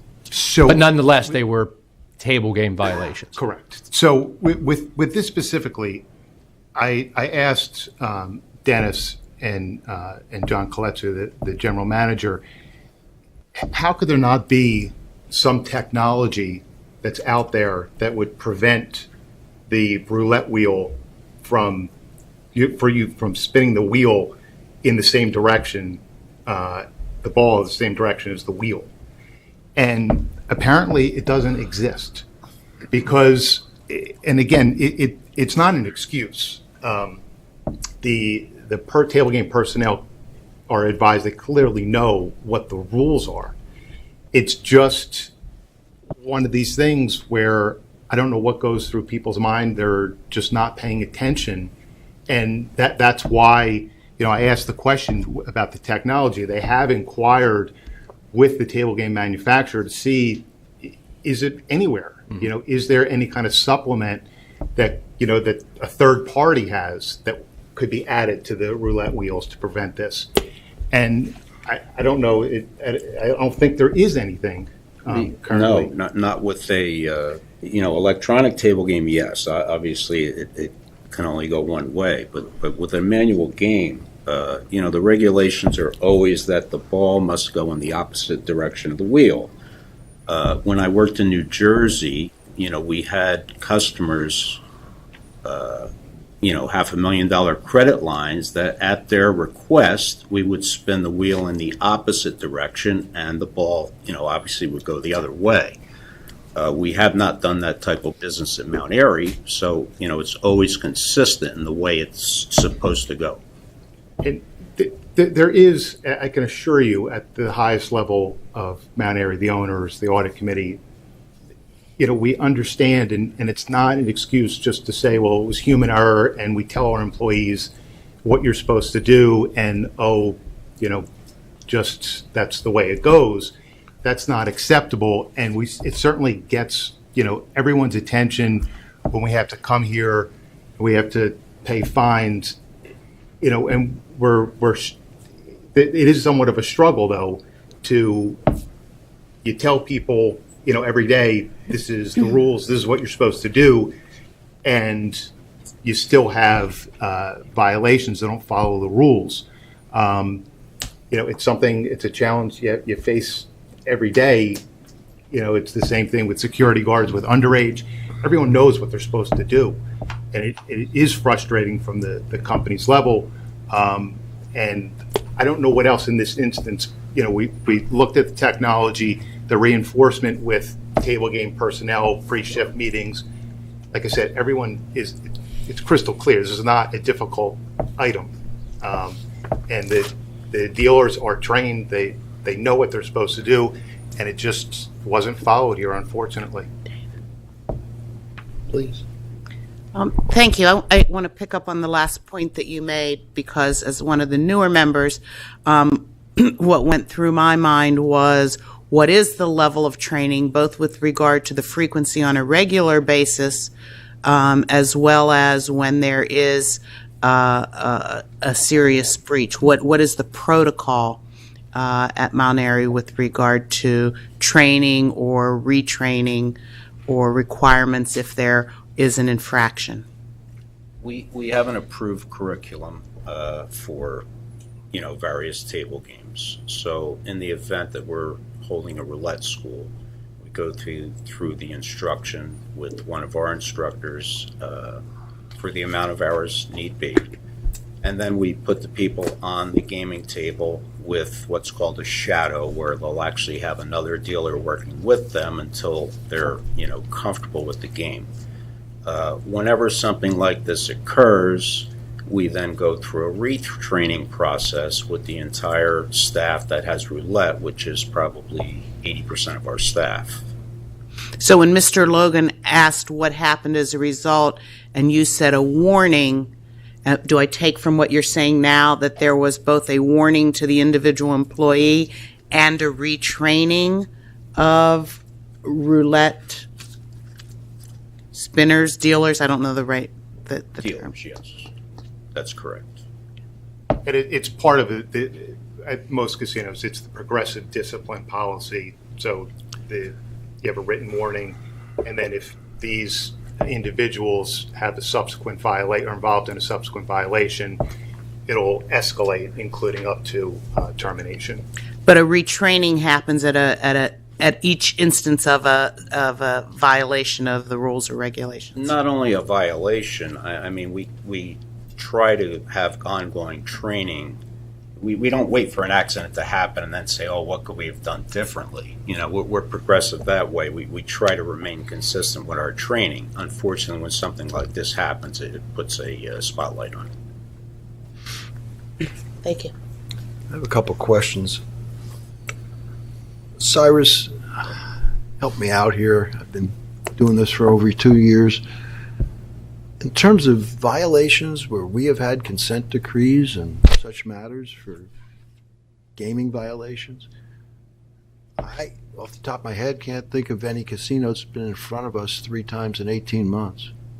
Oh, for table games violations? Oh, in 18 months, well, 3 different consent decrees in 18 months. That's probably because they get spaced out a certain way. I can tell you that we have some casinos that have had table games. You just haven't, those consent agreements are probably just sitting and waiting to come to you, where we've had consistently table game violations more egregious than this one. Now, I'm trying to get down to a detail here, which is these events, the events were spaced out over 18 months. Right, and we have had casinos with table game violations that come before you. And I mean, I don't have the details of those right now, but we have had some that consistently occur, and we try to deal with. For instance, we might be working on a consent agreement and have it all ironed out and ready to go, and then another one happens. And so rather than sending that to the board with that one hanging out there, we move it back and add it to the consent agreement and renegotiate it. So we do have those. A lot of times I haven't seen one. Well, in you 2 years. you In will 2 years I haven't seen a pattern. You know, what you've seen is a consent agreement that contains multiple violations that happen within a certain period of time. So we consolidated those. These were spaced out enough where when one occurred, we had already wrapped up a consent agreement and was presented to the board, and then another one occurred right after. Mr. Okay, Chair, so it's just a matter of timing. Can I follow up on that? So, Cyrus, you're saying, I don't want to put words in your mouth, there are consent agreements in the queue to come to us. Right. Okay. Is it appropriate to ask, is there any consent agreements for table games violations in the queue for Mount Airy? No, that's it. Okay. Is that it, Sean? Yes. Thank you, Mr. Chairman. It's a totally unfair question, but I'm going to, not of you, I'm going to ask of you, which is, I listened to the original colloquy and I was not pleased by what I was hearing. And I understand that humans make errors. Do you have some notion of what an acceptable or normal rate of human error is? I do not. So then how, as a person who's a manager, do you measure how well you're doing if you don't have any baseline to measure against?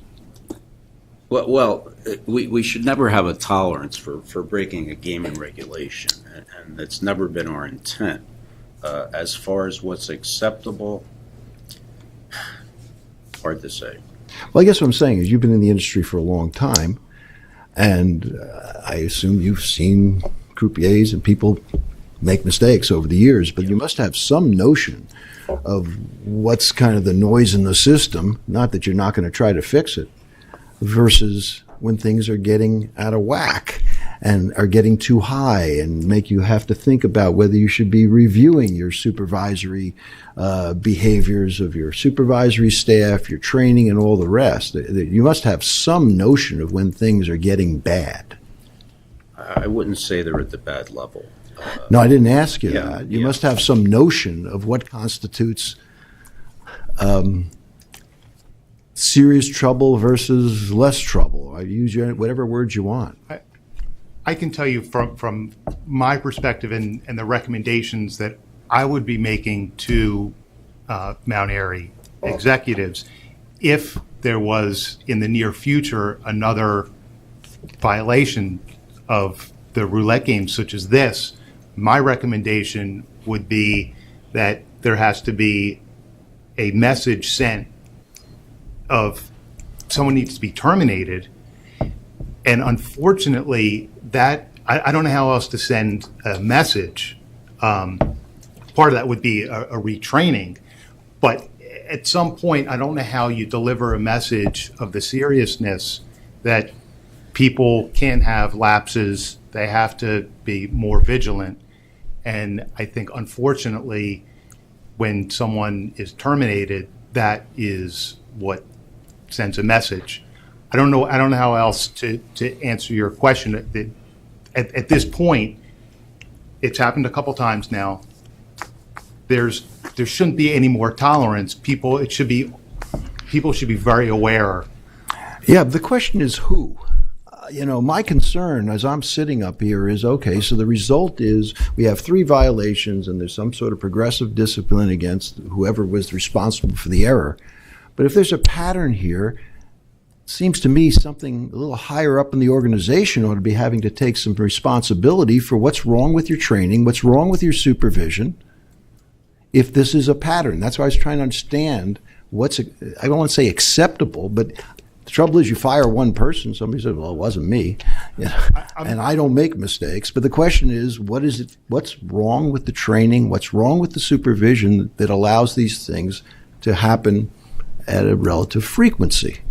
And if there is something wrong, it's not, I don't think the firing the employee is necessarily the solution. Maybe you do. But somebody's dropping the ball other than the person who's dropping the ball the wrong way on the roulette table. I think that, as I mentioned to Commissioner Logan, I think you have to sort of segment this. There's been a couple violations. This is the first fine for the roulette incidents. The last incident with cards, with having a duplicate card, that's obviously, I think it was blackjack. It's all within the table games department. Yep. I understand, but the level of training that goes on, these things aren't. It's not like there's some lapse in the training. People don't know what they're supposed to do. I mean, with the cards, having the right number of cards and no duplications, no missing cards, and you're running it through a shuffler. It's not rocket science, and they have automatic shufflers. It's just someone, for whatever reason, they just aren't paying attention. Same thing with the roulette. I don't think it's a breakdown that somehow the level of training that's occurring at Mount Airy, there's a breakdown there. Training or supervision, I don't know. You guys are in the industry. I'm just the regulator. But I think that's the issue, is in terms of the supervision, it's unfortunately someone's not paying attention, doing their job. And that's why I said I do think it gets people's attention. You're right. Someone could say, someone gets terminated. Oh, that wasn't me. I would never do something like that. But it's going to get people's attention. That's the question is, who in the organization's attention is being gotten? If they're supervisors, and if they're not properly, you're saying, I'm not going to pursue this much further. You're saying the training is as good as you can do it, whatever. I accept that. But your supervisors are overseeing all this stuff, and it keeps on happening. At what point is there something wrong with the way you're training your supervisors, or the way you're selecting your supervisors?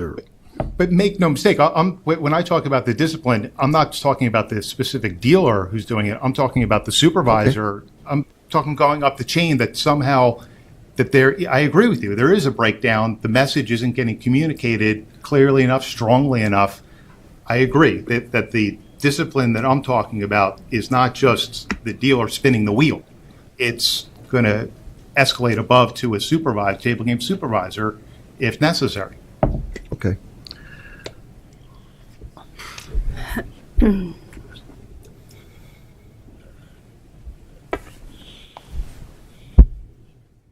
So we got your attention. Is that what you're telling me?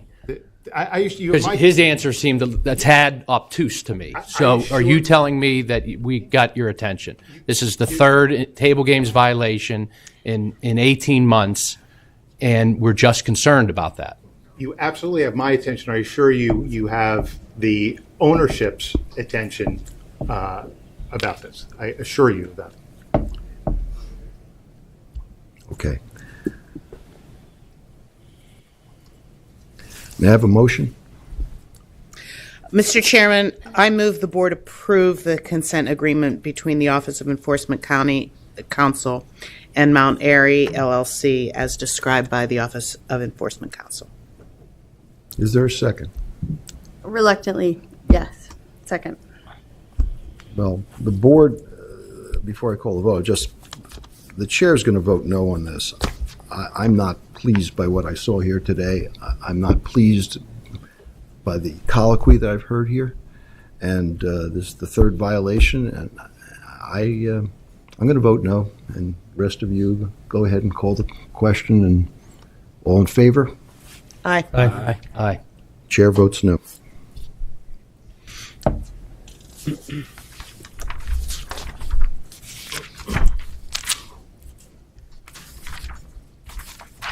Oh, motion's passed. Motion's adopted. Duh. Duh.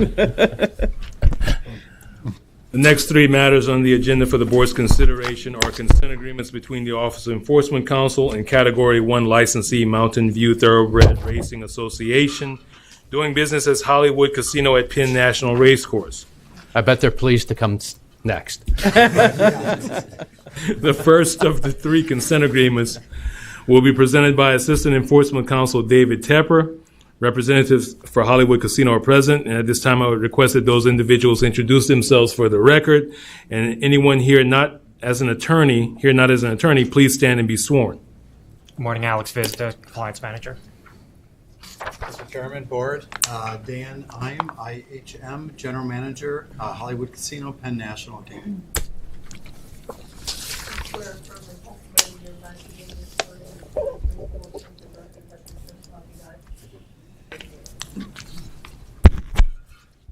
Good morning again. This proposed consent agreement involves an incident where Mountain View Thoroughbred Racing Association, who does business as Hollywood Casino, failed to protect their assets. On March 26, 2016, after cashing out $4,000 worth of chips at the cage, a patron asked the cage cashier to break 10 of the $100 bills into an equivalent amount of $20 bills. The cage cashier provided the patron with $10,000 worth of $20 bills instead of $1,000 worth of $20 bills. This transaction was supervised and approved by a cage supervisor. This conduct violated the Act's requirement that Mount Airy, Excuse me. We need to take a 5-minute break. Okay? And then we'll pick up right where we are. All right? Thank you.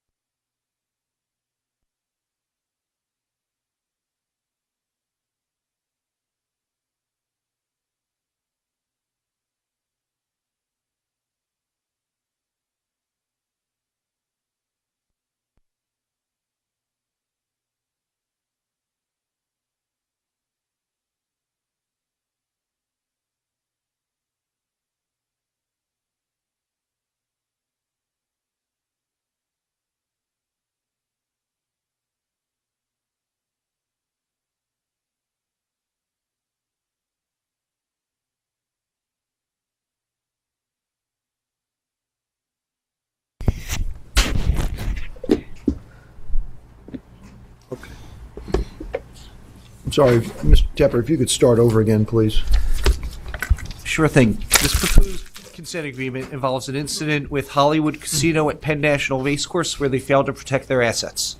On March 26, 2016, after cashing out $4,000 worth of chips at the cage, a patron asked the cage cashier to break 10 of the $100 bills into an equivalent amount of $20 bills.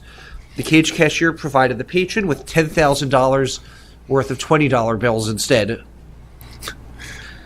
of the $1,000 worth of $20 bills. This transaction was supervised and approved by a cage supervisor. This constituted a violation of the Act's requirement that Hollywood safeguard their assets, as well as Hollywood Casino's internal controls. At this time, the Office of Enforcement Counsel requests that the Board approve this consent agreement between the parties. The terms of the settlement include that within 5 days of the Board's order approving the consent agreement, Hollywood pay a civil penalty of $5,000 for the alleged violations described. Also within 5 days of the Board's order approving this consent agreement, Hollywood shall pay $2,500 for the costs incurred by OEC, BIE, and other related Board staff in connection with this matter. And if you have any questions at this time, we'd be happy to answer them. Do you have any comments? Yes. Good morning to the board members. My name is Alex Visdon, Compliance Manager. I first wanted to start by introducing our new General Manager, Dan Ime, to the whole board. He started October 1st, thereabouts. Excuse me, are you counsel? Yes. Okay, I just want to make sure. Yeah. Yep. Go ahead. He sounds like one, doesn't he? No, I just want to make sure the proper people had been sworn in or not sworn in. Are we all square away to that? Yeah. Okay. I'm sorry. So Dan wasn't here when any of this happened, but baptism by fire. So I want to introduce you to him. With regard to this particular incident, this was a big error. I want to make clear that there was no money that was due to the Commonwealth that was involved with this. This was entirely our money that was lost. As soon as we found out about it, we worked with our on-site PGCB representatives, our on-site PSP representatives. We have demanded the money back from the individual. He has not provided it. Then we worked with PSP to have charges pressed against him. Those charges are still pending through the court system, but we're hopeful that we'll have court-ordered restitution through that. The individual who was involved, the cashier, was terminated immediately, and the supervisor was put on a final written warning. Okay, thank you. Any questions or comments from the board? Hearing none, may I have a motion? Mr. Chairman, I move that the board approve the consent agreement between the Office of Enforcement Counsel and Mountain View Thoroughbred Racing Association as described by the Office of Enforcement Counsel. Second. All in favor? Aye. Aye. All opposed? The motion's adopted. The second and third Hollywood Casino consent agreements will be presented by Assistant Enforcement Counsel Tamara Haken. Good morning, Chairman, members of the board. Tamara Haken, Haken, with the Office of Enforcement Counsel. This proposed consent agreement involves an underage violation at Hollywood Casino. On July 26, 2017, at approximately 12:30 a.m., Hollywood Casino self-reported an underage violation to the Bureau of Casino Compliance. Hollywood Casino advised that an underage individual entered Hollywood through the valet entrance at approximately 11:21 p.m. on July 25, 2017. The underage individual presented identification from Puerto Rico, and a Hollywood Casino security officer visually inspected it. The security officer had trouble reading the identification, and the scanner did not appear to successfully scan the identification. The security officer asked the underage individual and her companions where the date of birth was located on the identification, and it was pointed out to the security officer. The security officer allowed the underage individual onto the casino floor as a result of not reading the date of birth correctly, claiming subsequently that she did not put on her reading glasses when she was inspecting the identification. The underage individual was on the casino floor for approximately 1 hour, playing intermittently at various slot machines for 20 minutes of that time. Her age was discovered to be 20 years old when she went to the cage cashier in an attempt to obtain a player's card. The underage individual was issued an eviction, and Hollywood issued a final written warning to the security officer who allowed the individual onto the casino floor. At this time, the Office of Enforcement Counsel requests that the board approve this consent agreement between the parties. The terms of the settlement include that within 5 days of the board's order approving this consent agreement, Hollywood Casino shall pay a civil penalty of $10,000 and $2,500 for the costs incurred by OEC, BIE, and other related staff in connection with this matter. Thank you. Any further comments? Yes, just wanted to note, obviously this was a huge error. The security officer who was put on a final written warning has since been terminated. I did want to note... What did you say? Has since been terminated? Terminated, yeah, for unrelated reasons. Okay. And then what we did was our ID system at the time that this occurred did not allow certain types of licenses to be scanned, such as a Puerto Rican driver's license or a passport. I believe it was the first week of November we upgraded all of our ID system to the Veridoc system at a cost of about $35,000, which will allow these types of IDs to be scanned. We also continue to offer our security department an incentive to work together to ensure that we have no underage violations. It's our $100 for 100 days. So every 100 days that we go without an underage violation, the entire security department gets $100. And I'm happy to say that we just paid that out. You mean $100 each, I hope. $100 each, yes. We just you should take much credit for $100 spread the other way. But we just paid that out in November. So we continue to work towards that goal. Thank you. Any questions or comments from the board?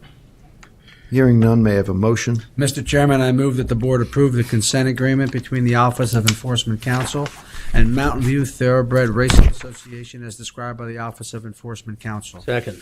All in favor? Aye. All opposed? The motion's adopted. This next proposed consent agreement involves an intoxicated patron incident at Hollywood Casino. On August 4th, 2016, a female patron at Hollywood Casino was served 10 light beers over 5 hours and 43 minutes by 6 different servers at multiple locations throughout the casino. At least 6 of the beers were served as the female patron gamed. At 10:56 p.m., the patron left the roulette table at which she had been standing, unlatched the rope blocking off the pit, leaving it dangling for the floor person to reattach, entered the pit, contacted a trash can, walked to the end of the pit, and then to the H lounge. No floor person who observed her leave the roulette table through the pit intervened or contacted anyone to intervene to assess her to determine if she needed to be removed from the gaming floor. At 11:04 p.m., she ordered a beer at the H lounge, but the bartender refused to serve her and properly contacted a beverage supervisor. The beverage supervisor was unable to locate the female patron and contacted the security shift manager, who subsequently contacted the security supervisor. However, no one was able to locate the female patron. Subsequent review revealed that the female patron left the lounge and entered a restroom where she remained for 9 minutes and then immediately left the casino thereafter. She sat in her car for 8 minutes before leaving the property, hitting the curb during her unobserved exit. There's no record that surveillance, Pennsylvania State Police, or the Bureau of Casino Compliance were notified during the live search of the female patron. At this time, the Office of Enforcement Counsel requests that the board approve this consent agreement between the parties. The terms of the settlement include that within 5 days of the board's order approving this consent agreement, Hollywood Casino shall pay a civil penalty of $75,000 and $2,500 for the costs incurred by OEC, BIE, and other related staff in connection to this matter. If you have any questions, we'd be happy to address them at this time. Comments? Yes, Mr. Chairman, Board. First of all, I just wanted to say on behalf of Hollywood Casino, we do accept the outcome of the consent agreement. As Alex said, this is I've been here at the property for 2 months now. Started October 1st. So I'm a little bit unfortunate that this is my first opportunity to meet the board and under these circumstances. So my apologies for that. As Alex also said, I was not here during the time of the incident. However, I have in the last 2 months had an opportunity to review all of our policies, procedures, the technology, as Alex discussed, as it relates to responsible gaming as well as alcohol service. And I'm very pleased that there is a deep commitment here at the property And the commitment is within all departments as well as outside of the corporate office. So there's definitely a commitment that's as it relates to responsible gaming and alcohol awareness. I wanted to let you know as well that that commitment will continue.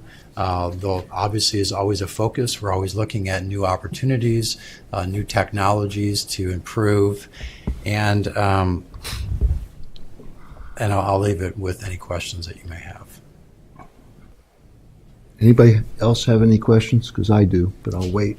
I do. I'll defer to you, though. By all means. For Enforcement Council, I think I heard, I don't want to put words in your mouth. You said no law enforcement was called during the live search.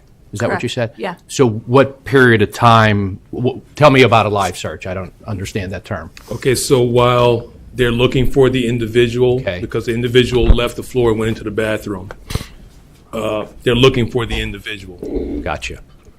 My assessment of the matter was that they should have contacted surveillance immediately. Okay. They should have contacted PSP immediately. They should have contacted Bureau of Casino Compliance immediately to aid in that live search. Okay. Surveillance would have been the first level of contact, and everyone else thereafter. So when that patron pulled the rope down and utilized the trash can, I mean, should somebody have called somebody at that point, or should somebody have approached her?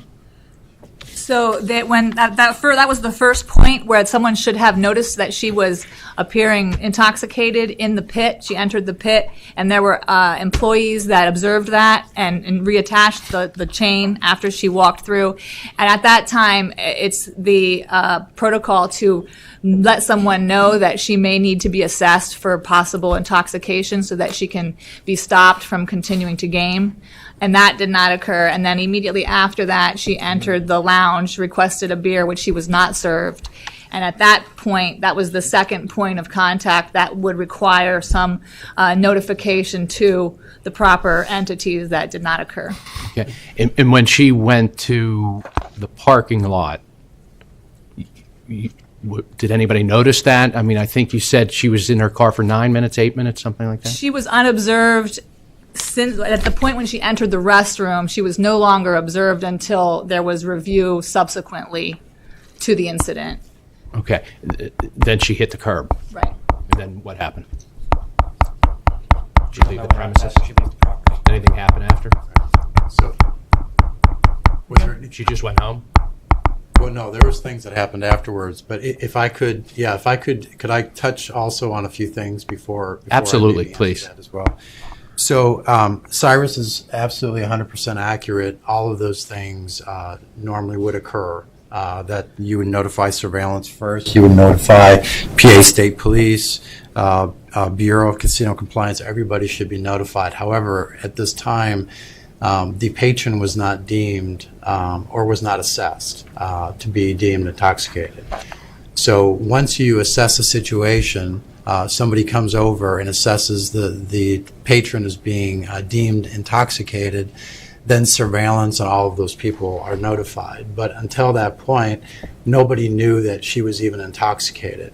The person in the pit that actually identified her going into the pit, his assessment obviously didn't have communication, but he did not see any signs of intoxication according to his statement. So that's kind of why those people were not notified. When she went into the restroom, she was in the restroom for 9 minutes. Obviously, we only know that for after the fact, after we went back and reviewed footage. So there was an accident, a very unfortunate, tragic accident, to answer your question, that happened afterwards. It happened, I believe, and Alex has more information on this, I believe it happened approximately 2 hours after she left property. The accident occurred about 20 minutes outside of the casino premise. So there's a large span of time between when she left and when the accident occurred that we don't know what happened during that time. We don't know. She could have done many things. We don't know. She could have parked on the side of the road. She could have went to a bar. She could have done a lot of different things, but there's that 2-hour period.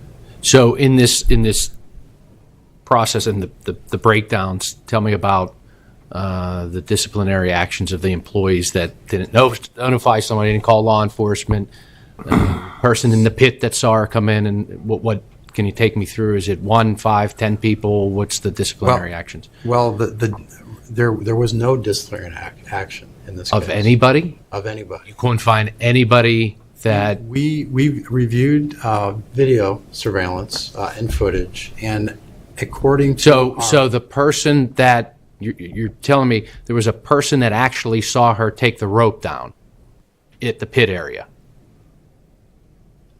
That's correct. Yes. Okay. And that happens. That does happen. Unfortunately, people do that. It doesn't mean that they're intoxicated or they're not. Not suggesting that they're intoxicated or not intoxicated, but that seems like that's a big no-no to take the rope down and go into the pit area. That's not a violation of any internal policy that you have or any policy that we have, Cyrus? They're entering a restricted area around the table. So you couldn't write a warning. A person was killed. Right. I mean, $75,000 to me seems like it's a good deal for you. It is. Not for the family that has to mourn the person that was killed, but I'm saying, so through this whole process, you couldn't find anybody to discipline. Nobody caught your attention that said, damn, this person, and that person should have done something different, and maybe the outcome would have been different. So we reviewed the surveillance video, which of course obviously is just the video. It's not going to provide you the audio or be able to see any interactions. Then we look at the employees who did have interactions with her according to the video, and we asked them what they recalled to the extent that they did recall anything about the interaction with her. And they were uniform in that they were not interpreting until the bartender who refused to serve her, which was a minute after this incident with walking through the pit. They were uniform, and they did not interpret her behavior as being possibly intoxicated. How old was she? How old was Patron. the patron? 54, I believe, in her mid-50s.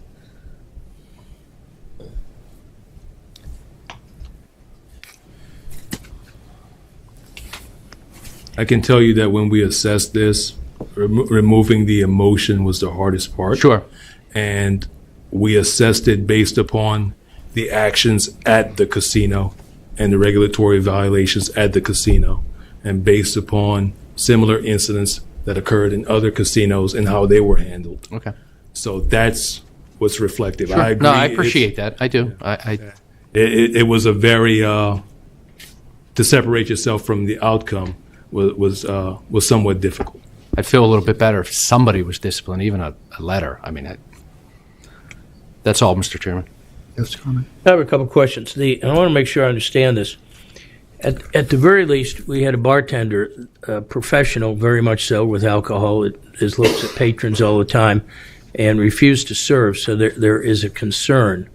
We see, we only see in the video that when she pulled out, she hit a curb. I understand that, but there's some, in my judgment, indicia here that needs to be assessed if you can find her.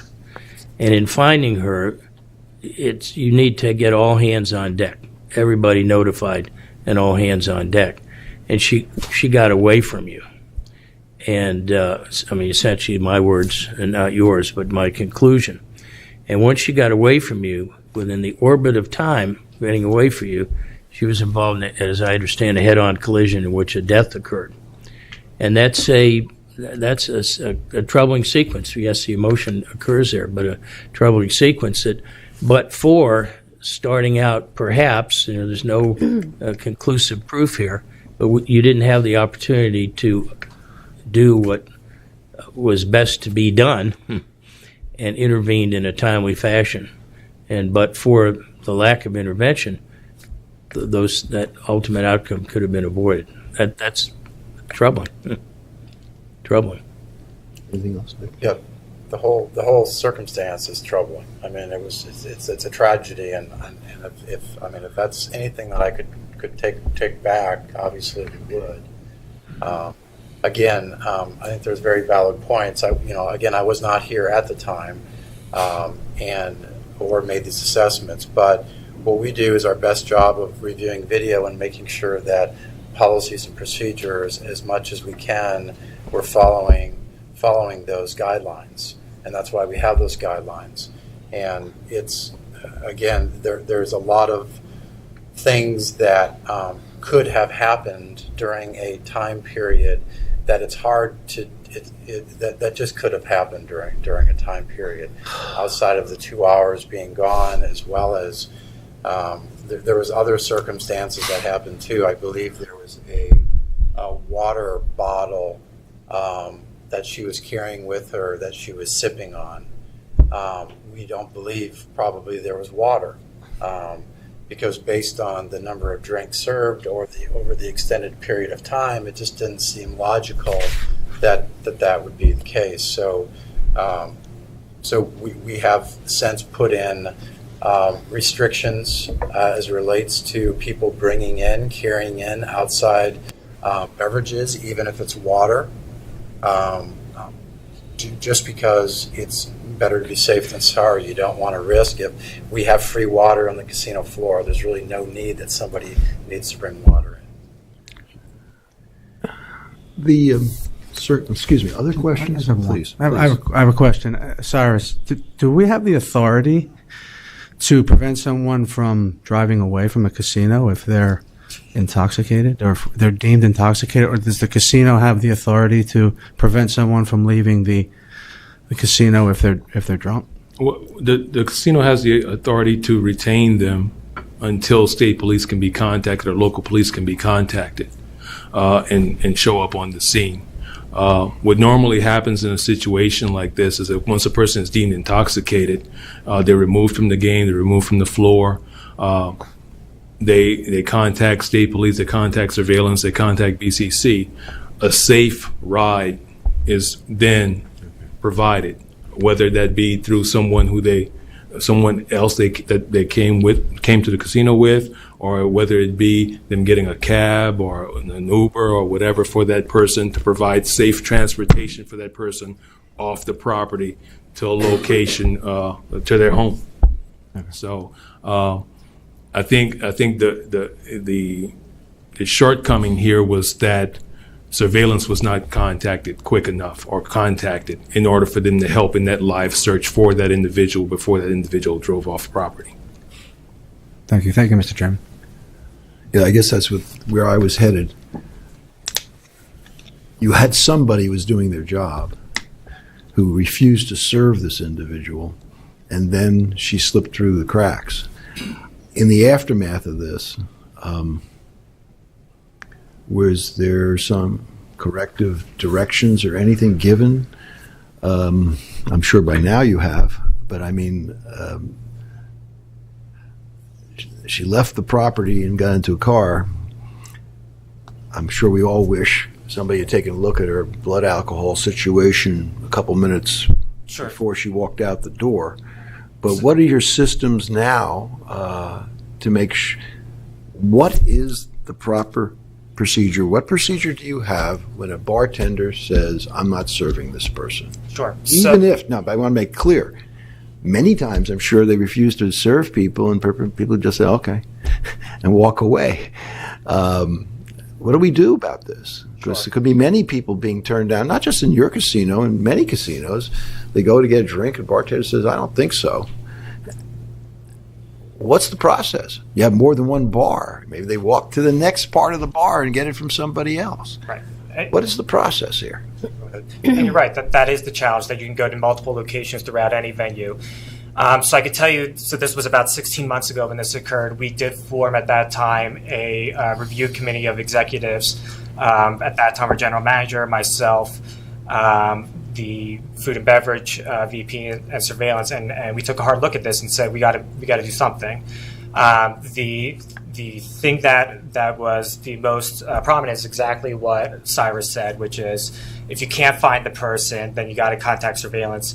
Even if all your description is a woman in her 50s, you don't have a better description of her, which could be hundreds of people on the floor at any one given time.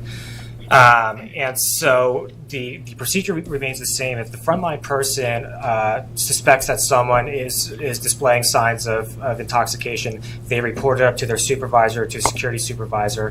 The authorized person makes the assessment. Where the change was here is if that authorized person can't find the person to make the assessment, they should contact surveillance immediately to help locate the person if we can.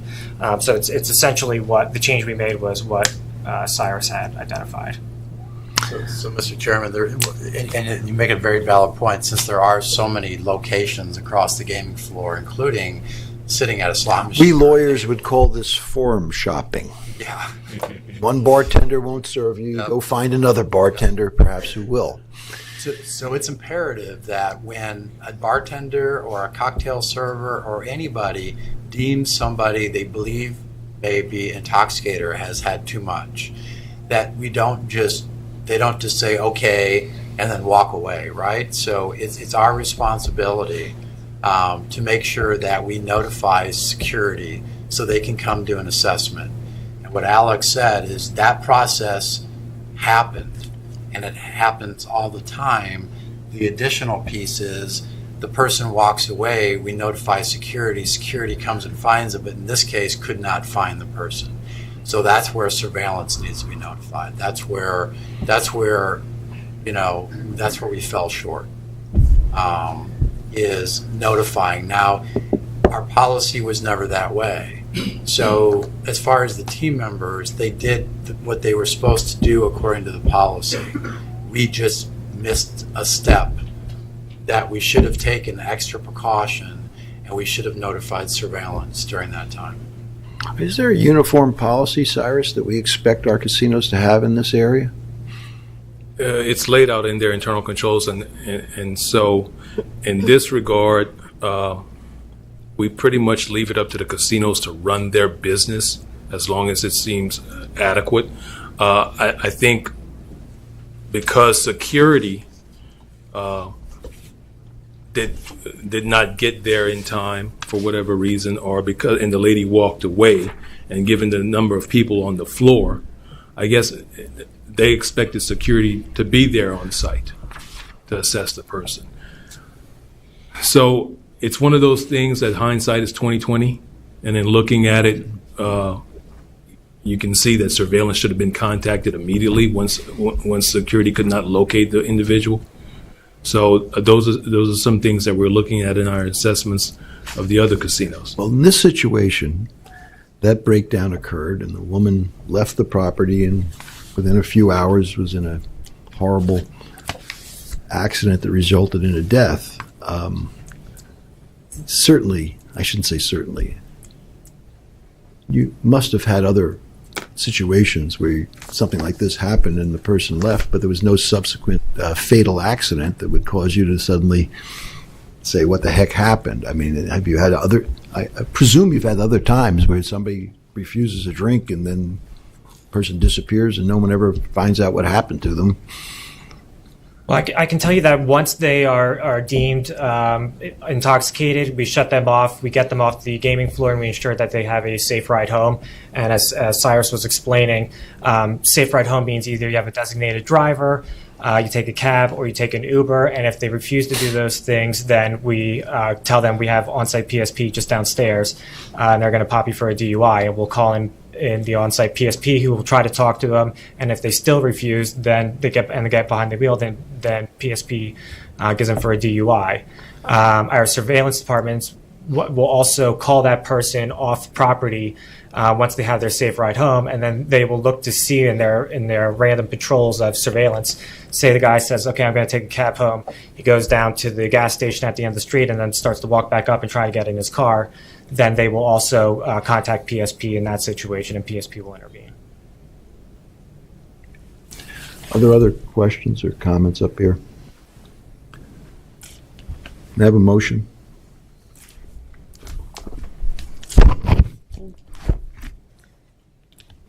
I think it's Dick. Mr. Chairman, I move that the board approve the consent agreement between the Office of Enforcement Counsel and Mountain View Thoroughbred Racing Association as described by the Office of Enforcement Counsel. Second it. All in favor? Aye. All opposed? Motion's adopted. Thank you.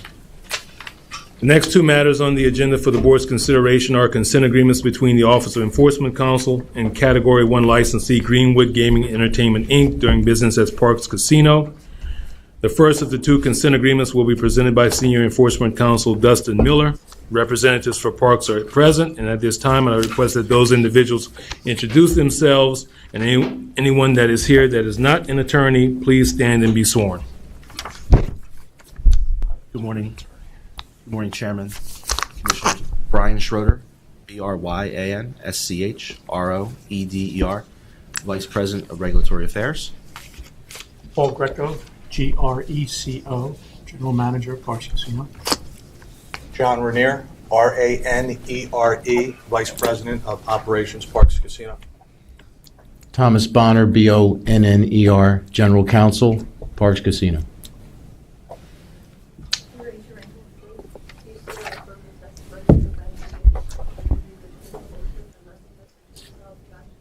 Yes.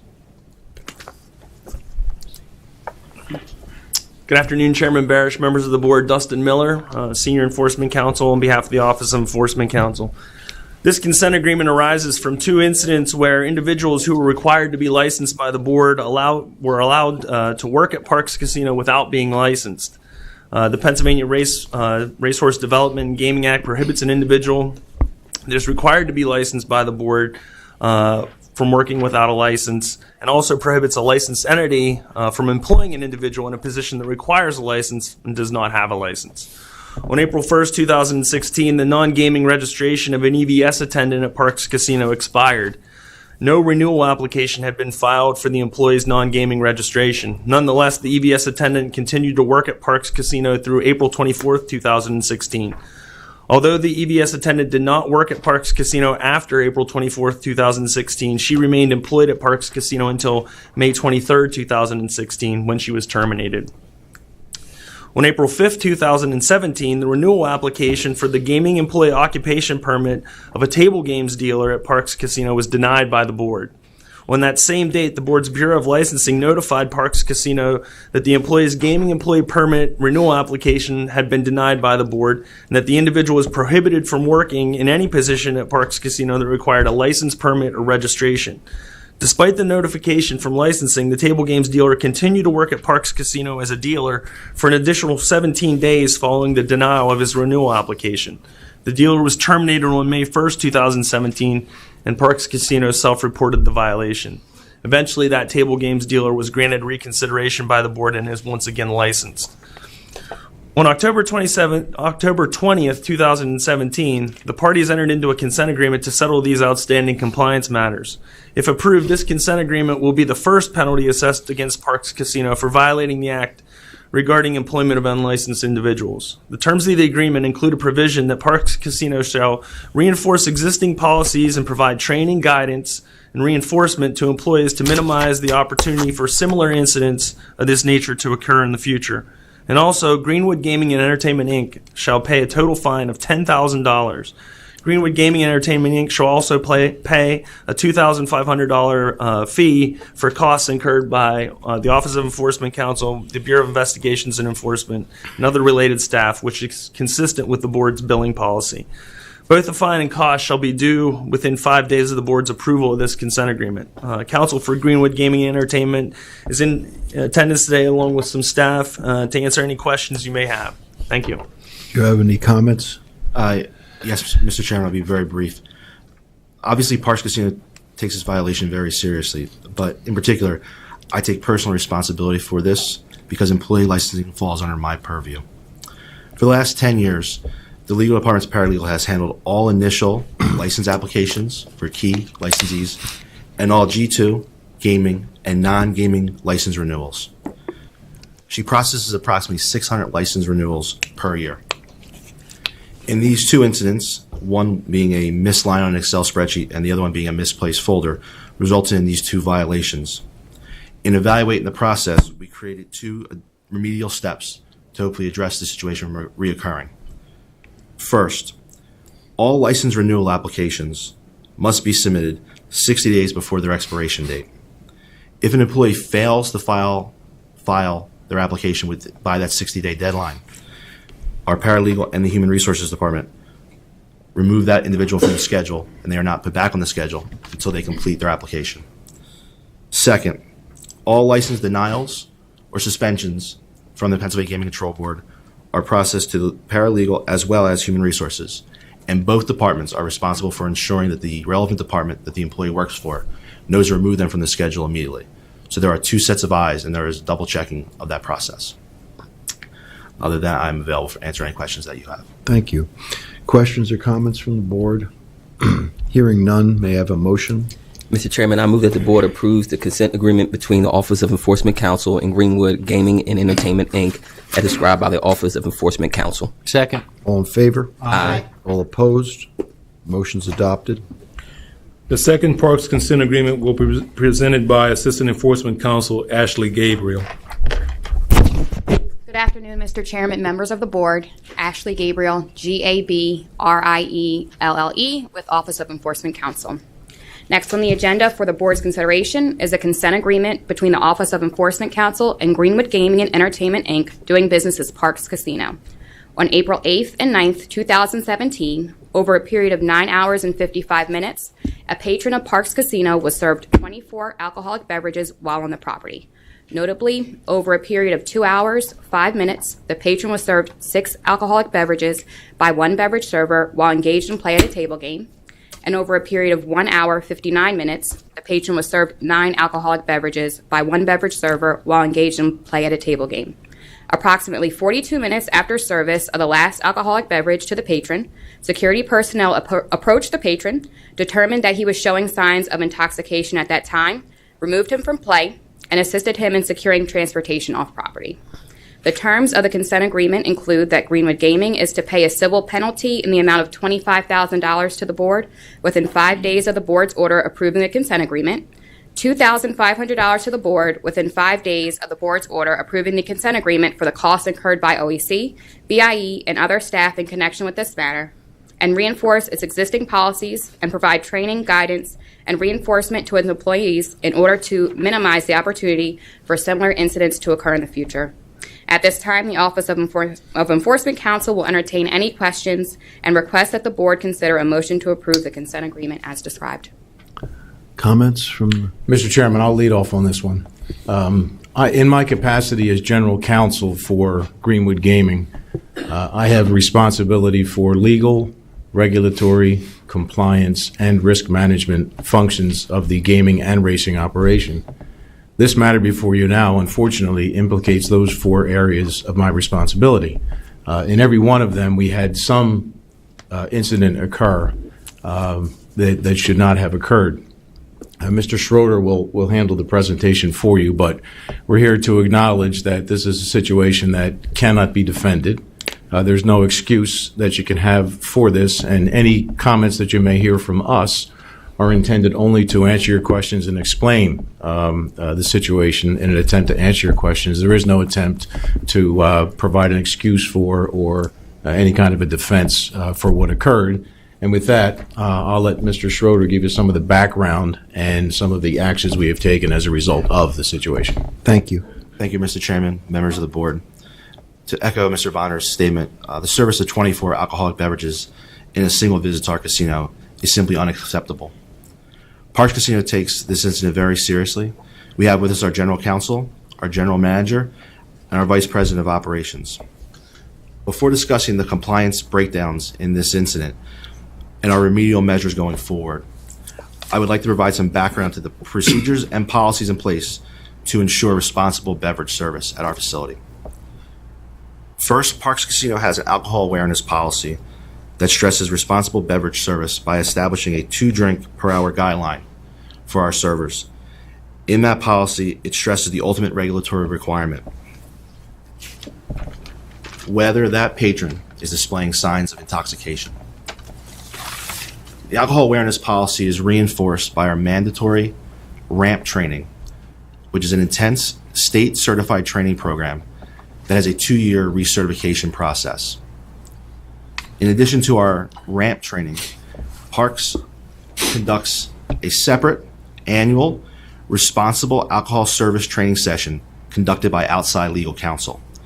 It's scheduled before the holiday season to reiterate to the staff the need for responsible beverage service. Besides highlighting the importance of responsible service, these sessions provide an opportunity for our servers to openly discuss any issues with an independent third party. While these training procedures are vital, Parks recognizes that the enforcement of its procedures is paramount to responsible beverage service. To that end, Parks has a comprehensive drink review program with our surveillance department. This review program combines the policies of responsible beverage service, casino-wide enforcement, and retraining of service staff. Anytime Parks security personnel identifies an intoxicated patron, surveillance is contacted and conducts a comprehensive review of all video for that patron's time at the casino to identify their time of entry, the time each beverage was served, who served the beverage, and any final interactions between that patron, our employees, Pennsylvania Gaming Control Board staff, or Pennsylvania State Police. We have found this review program to be an invaluable education tool for our beverage servers to continue to reinforce responsible service. Despite our procedures, despite our training, despite our review program, we clearly failed to employ responsible beverage service techniques in this incident. There were multiple regulatory breakdowns on our end. First, the beverage server who served 9 drinks to the patron in 2 hours. This is wholly against our alcohol awareness policy, our training, and shows a lack of understanding of those policies by the beverage server. Second, this beverage server should have been terminated, but only received a written warning due to a failure by our Human Resource Department to communicate effectively with the legal department. We have a progressive discipline policy at Parks Casino, and the legal department repeatedly advises our Human Resource Department to apply it effectively, uniformly across the board. In this situation, the Human Resources did that in evaluating the situation and believed the written warning was appropriate for this server. Had Human Resources consulted with legal, our advice would have been employment termination was appropriate in these circumstances. To address these 2 breakdowns, Parks has implemented 2 remedial measures. First, the Vice President of Operations has directed all servers to interact with each patron who has served an alcoholic beverage for a minimum of 15 to 30 seconds to better assess that patron's current state. This additional customer interaction is designed for our servers to reiterate the need to see if that patron is showing any signs of intoxication. Second, we want to ensure that the appropriate discipline is issued going forward. As a result, we established a new procedure where Human Resources will review every employee discipline issue flowing from a beverage service incident with the legal department. We can provide guidance and comment on management's recommended discipline. We would be glad to answer any questions you have on this incident now. Questions? Yes, thank you. I have a few questions about facts that aren't in the materials that I received. During that 10-hour period, was the person playing at more than one different table so that they were moving from table to table? And no, they were at the same table, I believe, except for 3 drinks were served at a bar. You walked to the bar. So they were at the same table playing the same game? That's correct. What was the, I don't even know the right way to say, what was the bet limit of the table? What was the size of the table stake that the person was sitting at? I don't have that information. It was not in our high limit room. It was a regular table game. It was not the high roller. But I don't know, to answer your specific question, what the table minimums and maximums were at that time. And over the course of that time, other than the beverage servers, how many other people changed hands? Whether it would have been the dealer at that same table, the supervisor at that same table, the pit boss or whoever else. I mean, I don't know if the pit boss and a supervisor, I need a little help, are the same. I'm just trying to figure out who else had eyes on the activities of that person in that table. I don't believe I have the exact information. I would refer to you guys in terms of for a 10-hour period, roughly how many dealers and supervisors. Well, my background is in table games, so I could probably answer that best. Over the course of 10 hours, you would have gone through at a minimum 2 shifts, which would require at least four different dealers, 2 different supervisors, 2 pit bosses, and probably another supervisor, a third supervisor. You have relief supervisors going through there also. So probably 8 to 10 different employees would have been involved in the situation. So the responsibility for understanding and knowing a facilities, or in this case, your facilities, responsible alcohol management policies don't fall just on the cocktail beverage server, but on all of those folks. They're all aware of it, yes. They're all aware of it. They're all trained. They're all trained in it. Trained Yes. Okay. And was there any thought after the fact that there were any of those other employees who were on hands enough that should have seen an observation other than the cocktail servers about the amount of alcohol that somebody sitting in the same spot or at the same table for 10 hours would have had? Our in dealing with a table games dealer first, I think we emphasize their first priority is asset protection of the game. I know we had an earlier case here in terms of dealing. We want them to focus on dealing the game and the wagers. So it does escalate, even though they're trained in it, we'd be looking at the supervisory level, as you're pointing out. And their job is to also check the dealers, check how they deal the game. There's also other areas that they're looking at in terms of ratings, money laundering, and alcohol service. So in this case, they're aware of it, and they don't track the number of drinks that person's having. They're looking for visible signs of intoxication. So there's no tracking done by them, but they are trained and are made aware that they need to look for visible signs of intoxication. Are there other questions? I have one from your question, Commissioner. When you went back and after the fact did a review, you know how much money this woman gambled at that table over 9 hours? No, I do not, no. It was a male. Not that that's all that important, Chairman, but we don't. I've got female on my mind at the moment. I understand. The last one.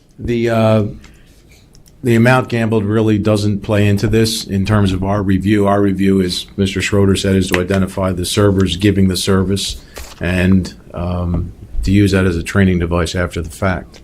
So we don't have that information. Well, I would certainly hope that would be your focus.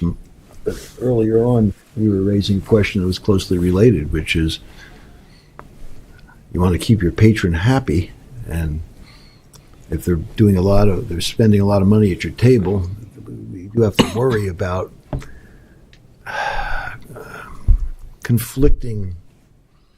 potentially conflicting incentives here. It's a constant tension, Mr. Chairman, of which we're very aware, and is one of the reasons we train up through the chain to make sure we're making the right decisions concerning beverage service. Yeah, and if I could just add, we truly do take responsible alcohol service extremely seriously. Since this incident, we've also implemented during our pre-shifts of every shift, every day of the week, the importance of responsible alcohol service, as well as Brian mentioned, that brief interaction to not just fly by and what do you need, drop a drink and move on to the next customer, but actually stop, look at the customer's face, look at their eyes, look at their mannerisms, smell their breath to appear if that maybe someone else served them too much, to make sure you're making the right decisions. And to reiterate on that, if someone is on medication, it may be one drink that results in them showing the visible signs. So that's why when John suggested that as a remedial measure, it made sense from that perspective. Are there any other questions? Yeah, Mr. Are they complimentary drinks or are they paid? These were complimentary drinks, Commissioner, at the table when the gentleman was actively gaming. Yes. Yes. This is your second offense in a year. This is the second time this occurred in a year. Didn't you have an incident in June of 2016 regarding this, Cyrus? Yes. We were here in June. With 15 drinks. I mean, Correct. let's hope we don't see you again for this. Understood. As Mr. Schroeder indicated, this was a breakdown on many levels. Systems are in place. It broke down, and at both the operations level and the discipline level, and we've taken steps to hopefully minimize the likelihood that this happens in the future.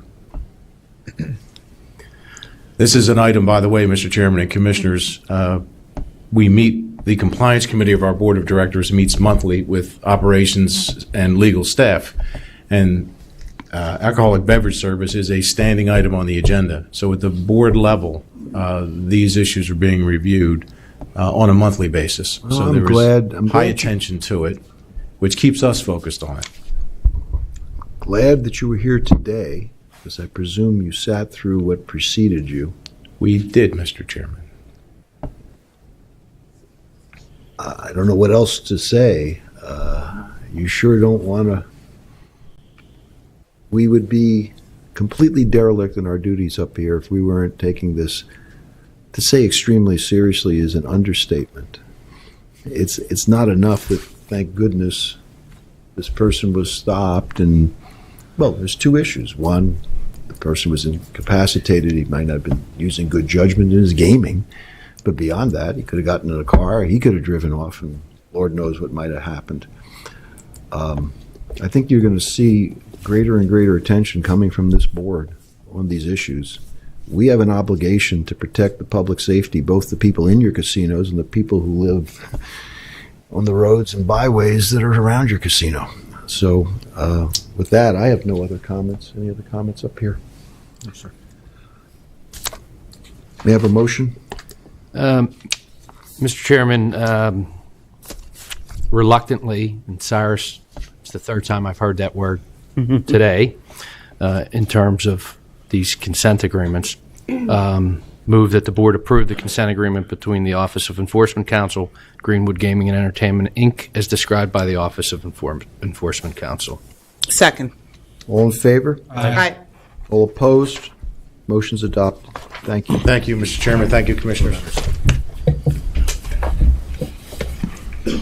The next two matters on the agenda for the board's consideration are consent agreements between the Office of Enforcement Counsel and Category 3 licensee Valley Forge Convention Centers Partners, LP, doing business as Valley Forge Casino Resort. The consent agreements will be presented by Assistant Enforcement Counsel Benjamin Farrell. Representatives for Valley Forge are present. And at this time, I request that those individuals introduce themselves for the record, and that anyone who is not an attorney, please stand and be sworn. Good afternoon, Commissioners. Michael Fabius from the law firm Ballard Sparrow, representing Valley Forge Convention Center Partners. I'll allow witnesses to introduce themselves and be sworn in. Eric Pearson, President and CEO of Valley Forge Casino Resort, ERICPARSON. And Janet Moggins, MAUGANS, Compliance Manager at Valley Forge Casino Resort. For the stenographer's records, I should have spelled my last name, Fabius. Do you swear affirm the testimony you're about to give this afternoon will be the truth, Yes. Good morning, Chairman, members of the board. Benjamin Farrell, F-E-R-R-E-L-L, Assistant Enforcement Counsel for the Office of Enforcement Counsel. This matter involves a violation of the Act, regulations, and Valley Forge's approved internal controls regarding an underage individual. On April 7th, 2017, an underage patron aged 19 entered Valley Forge Casino Resort and received both a casino access pass and a player's club card after showing a player services representative a fraudulent Connecticut driver's license. The patron then proceeded to the gaming floor's entrance and showed the fraudulent driver's license to the posted security officer. The security officer scanned the driver's license, which displayed 3 red X's out of a possible 7, which indicated a problem with the driver's license. The security officer notified his supervisors, who conducted further tests on the driver's license and took the license to the Pennsylvania State Police's Gaming Enforcement Office. The supervisors knocked on the door of the office and waited approximately 2 minutes without receiving a response. They then returned the driver's license to the patron, who then entered the gaming floor. Once on the gaming floor, the patron gamed for approximately 1 hour and 36 minutes, consumed 3 alcoholic beverages, and cashed out the casino cashier cage for $150. The patron was on the gaming floor for approximately 2 hours and 54 minutes. The patron then left the gaming floor where he was stopped by another security officer. The security officer checked the driver's license and noticed that the lamination on the driver's license had come apart. The security officer escorted the patron to PSP, who was there, and then charged the patron with underage gaming, and he was permanently evicted from Valley Forge. Under the terms of the consent agreement, Valley Forge has agreed to pay a civil penalty of $12,000 as well as a $2,500 investigative costs incurred by the agency. Questions or any comments from Valley Forge? On behalf of Valley Forge, briefly understanding you've had a few of these, we concur in the recitation of the Office of Enforcement Counsel's facts. Before we take any questions, please allow me to just briefly outline the lines of defense that we have for detecting fraudulent identification. Valley Forge's first line of defense against fraudulent ID is a high-tech ID scanner that runs several tests to detect a possible fraudulent identification. In this case, the fraudulent ID passed 4 of the tests, but the scanner flagged the identification for further review based on the infrared beam and the microprint detection tests. Our procedures there are then to, as a second line of defense, call a supervisor or manager to further vet the identification. In an interest to be hyper conservative, the manufacturer of the ID scanner designs it to be hypersensitive, so there is a false positive rate. But the manager and supervisor, in this instance, one of each responded. They each rescanned the device and then together performed 4 more manual tests. They cross-checked the identification against the official ID checking guide. That's the same ID checking guide that Pennsylvania State Police uses. They use an ultraviolet light to make sure that the ultraviolet images on the identification conform to the ID. They bent the ID to confirm it did not crease, and they used a jeweler's loop to confirm that the ID was not printed on an inkjet. In addition to the manual tests on the identification, the security department's trained to perform observational tests of the person presenting the ID. Typically, a minor presenting an ID will show some indication of nervousness or apprehension, particularly when they are advised explicitly that the identification is being taken to Pennsylvania State Police, and if they confirm that it's a fraudulent ID, you will be arrested. Finally, Valley Forge takes advantage of the Pennsylvania State Police Office on property to actually run the ID. This was a Connecticut driver's license. Ask Pennsylvania State Police run the ID against the Connecticut DMV database to confirm, whether it's not a real ID from Connecticut. On the second entry, that check confirmed it was a fraudulent identification, and the kid was obviously removed from the floor. While we do not offer any of this as an excuse, we want to outline how important this is to us because we know how important it is to the board. We hate that we are here on this issue, on any issue in front of the commission. Prior to this incident, the security department was quite proud that they had a streak of 407 days without an underage accessing the gaming floor. This incident broke that streak. With that, we'll take any questions that the board has. Are there questions or comments from the board? Just a comment. This is, and this is very difficult with technology, and I don't envy the position you're in, but this is the 6th in 4 years, so just recognize that. Okay. Hearing no further comments or questions, can I have a motion? Yes, Mr. Chairman, I move the board approve the consent agreement between the Office of Enforcement Counsel and Valley Forge Convention Center Partners, LP, as described by the Office of Enforcement Counsel. Second. All in favor? Aye. All opposed? The motion's adopted. The next matter involves a violation of the Act, regulations, and Valley Forge's improved internal controls regarding records retention and casino access at Valley Forge, as well as a failure to cooperate with the Bureau of Investigations and Enforcement. The Bureau of Investigations and Enforcement, BIE, conducted various investigations into the procedures governing casino access at Valley Forge. The investigations focused on home shows held at Valley Forge in 2013, 2014, and 2016, as well as mixed martial arts events held at Valley Forge in 2014 and 2015.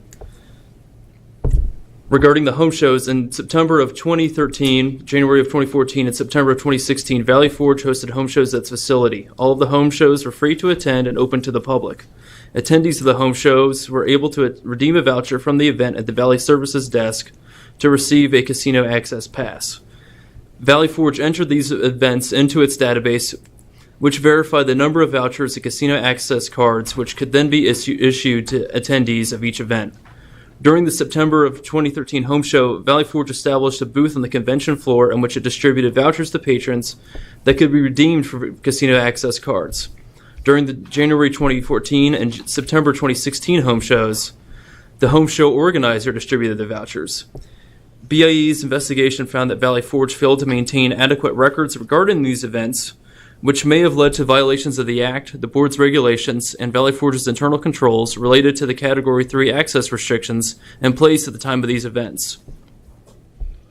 Further, BIE's investigation found that a mixed martial arts event held at Valley Forge in June of 2015 did not fully comply with the Act, the Board's regulations, and Valley Forge's internal controls related to the Category 3 casino access restrictions. BIE's investigation determined that Valley Forge failed to keep adequate records of the event and cannot determine if individuals who received a casino access pass tied to the event actually attended the event or paid consideration of more than $10 for their ticket to the event. During its investigation, on June 8, 2016, BIE investigators contacted Valley Forge's marketing department staff and requested documents and correspondence related to its investigation. On June 8, 2016, Valley Forge's then Chief Marketing Officer, Jennifer Galley, notified Valley Forge's current chairwoman of its board of directors, Barbara Evans, of BIE's request. On June 8, 2016, Ms. Evans responded and informed Ms. Galley that no information was given to BIE until she spoke with Valley Forge's counsel. Subsequently, Valley Forge forwarded 1,806 documents to BIE. On July 5, 2016, Ms. Galley informed Ms. Evans that BIE requested additional documentation from Valley Forge. Ms. Evans responded and informed Ms. Galley that BIE investigators would have to sign in and would not have access to all of Valley Forge's offices. Although BIE's request was not delayed and access was not limited, these actions were nonetheless inconsistent with the duty to cooperate stated under the Act. Consequently, Valley Forge violated the Act and the Board's regulations related to the requirement that all licensees fully cooperate with BIE investigations. Under the terms in the consent agreement, Valley Forge is agreed to pay a civil penalty of $20,000 as well as the $2,500 investigative costs incurred by the agency. Thank you. Any comments from Valley Forge? Sure. Briefly, Michael Fabius again for Valley Forge. On behalf of Valley Forge, we want to start by advising we concur in the recitation of the facts by Office of Enforcement Counsel. We also want to acknowledge that this is our third access-related consent in the lifetime of the property. In this instance, with respect to the boxing event, the property tried to employ an alternative contracting structure to help the event be more successful from a business perspective.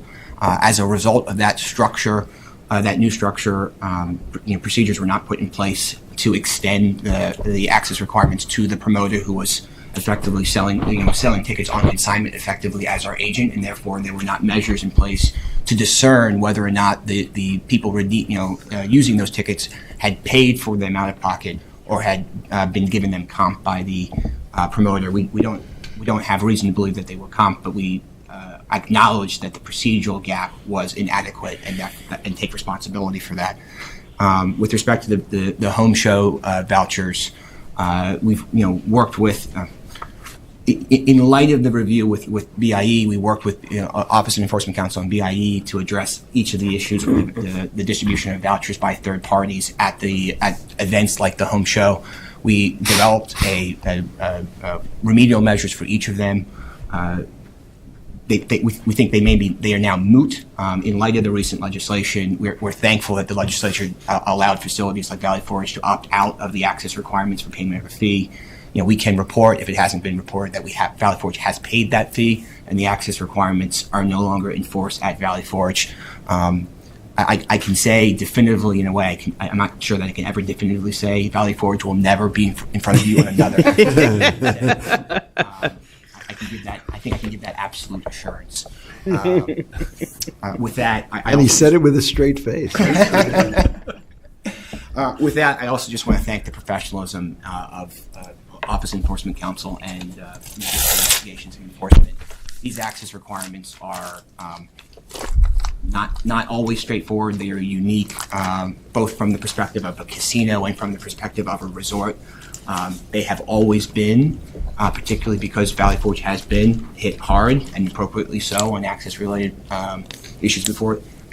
As long as I've been working with Valley Forge in response to those, it's been front and center in every decision that they have made. How does this impact access? It's been an important part of the culture of compliance. With that, we'll take any questions. Any questions from the board?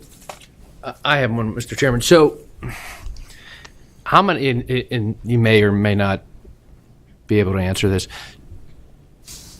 how many events does the convention center have that the casino has a booth?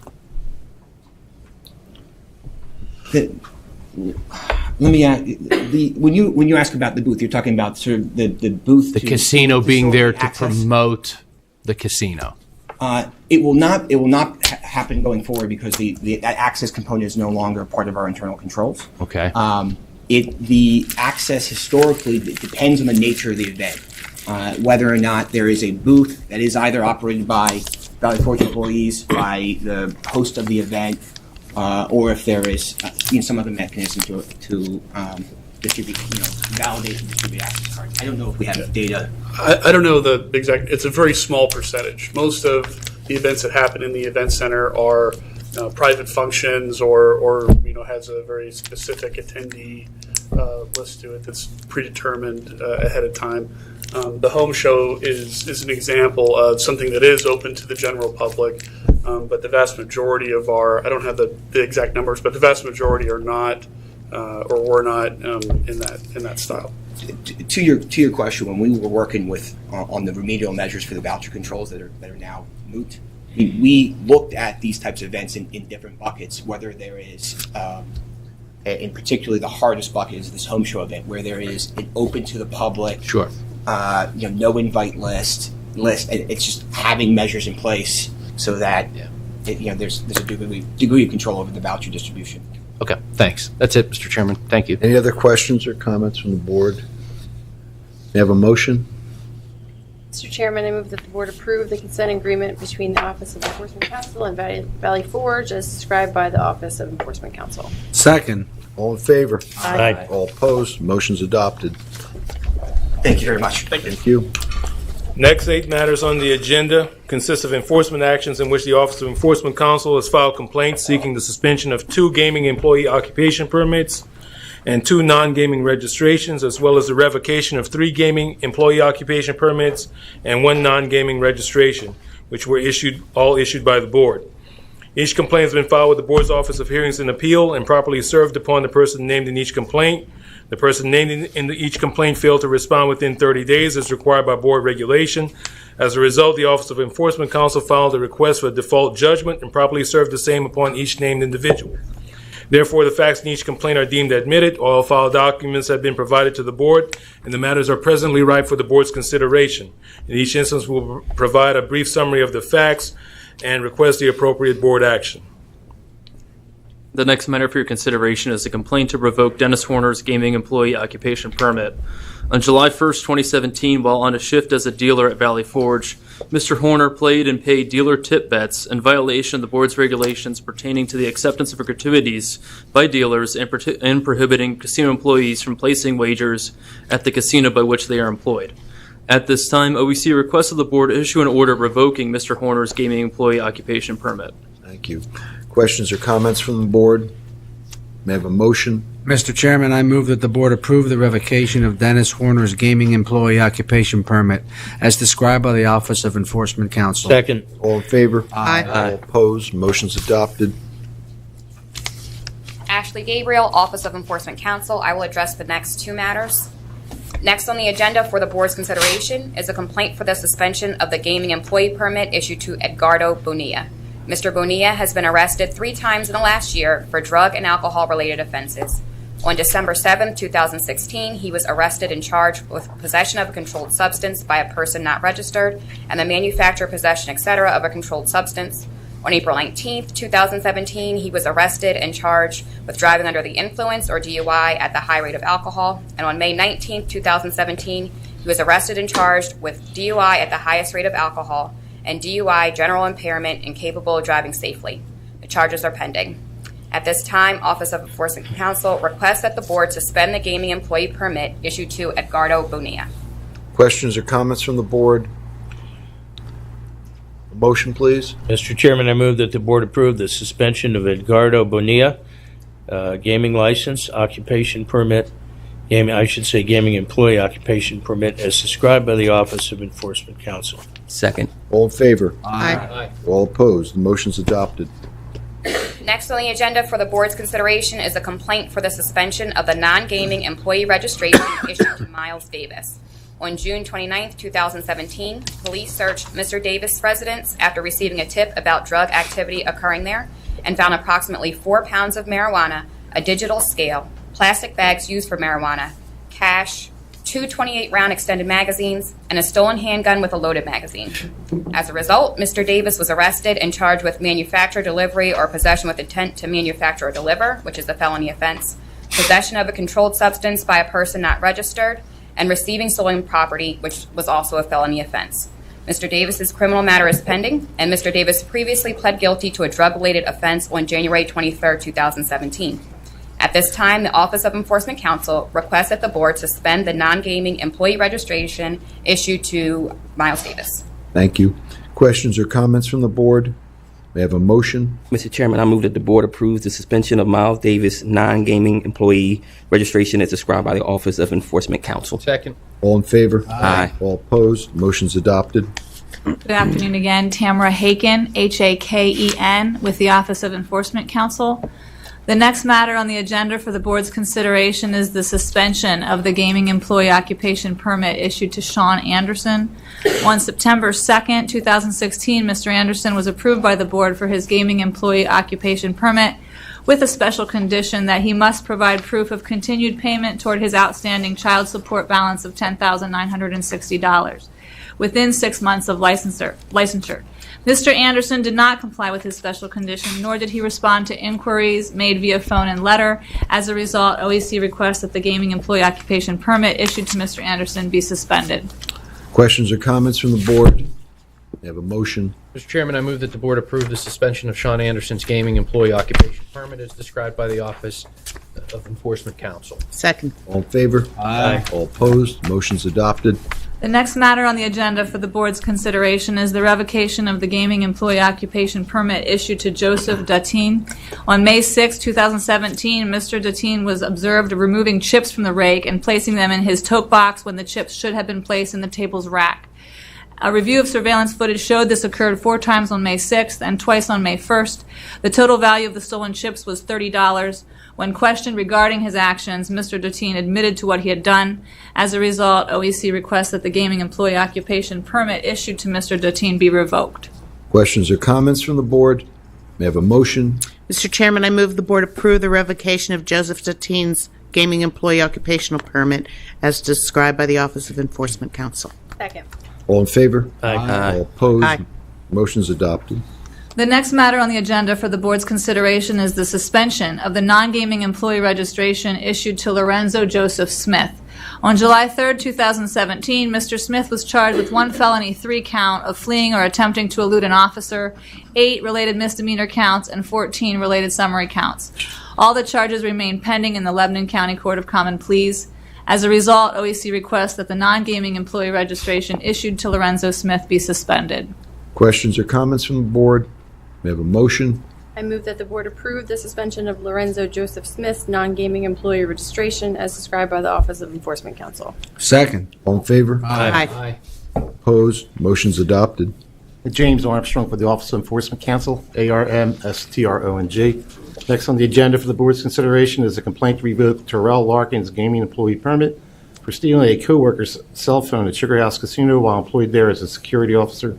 Mr. Larkin was terminated from Sugar House and he is not presently employed in the Pennsylvania gaming industry Accordingly, OEC requests the board revoke Mr. Larkin's gaming employee permit. Questions or comments from the board? May I have a motion? Mr. Chairman, I move that the board approve the revocation of Terrell Larkin's gaming employee occupation permit as described by the Office of Enforcement Counsel. Second. All in favor? Aye. All opposed? Motion's adopted. Thank you. Next on the agenda for the board's consideration is a complaint to revoke Audrey Ryland's non-gaming employee registration for stealing from Sugar House Casino while employed there as a cashier. Ms. Ryland was terminated from Sugar House and is not presently employed in Pennsylvania's gaming industry. Accordingly, the Office of Enforcement Counsel requests the board revoke Ms. Ryland's non-gaming employee registration.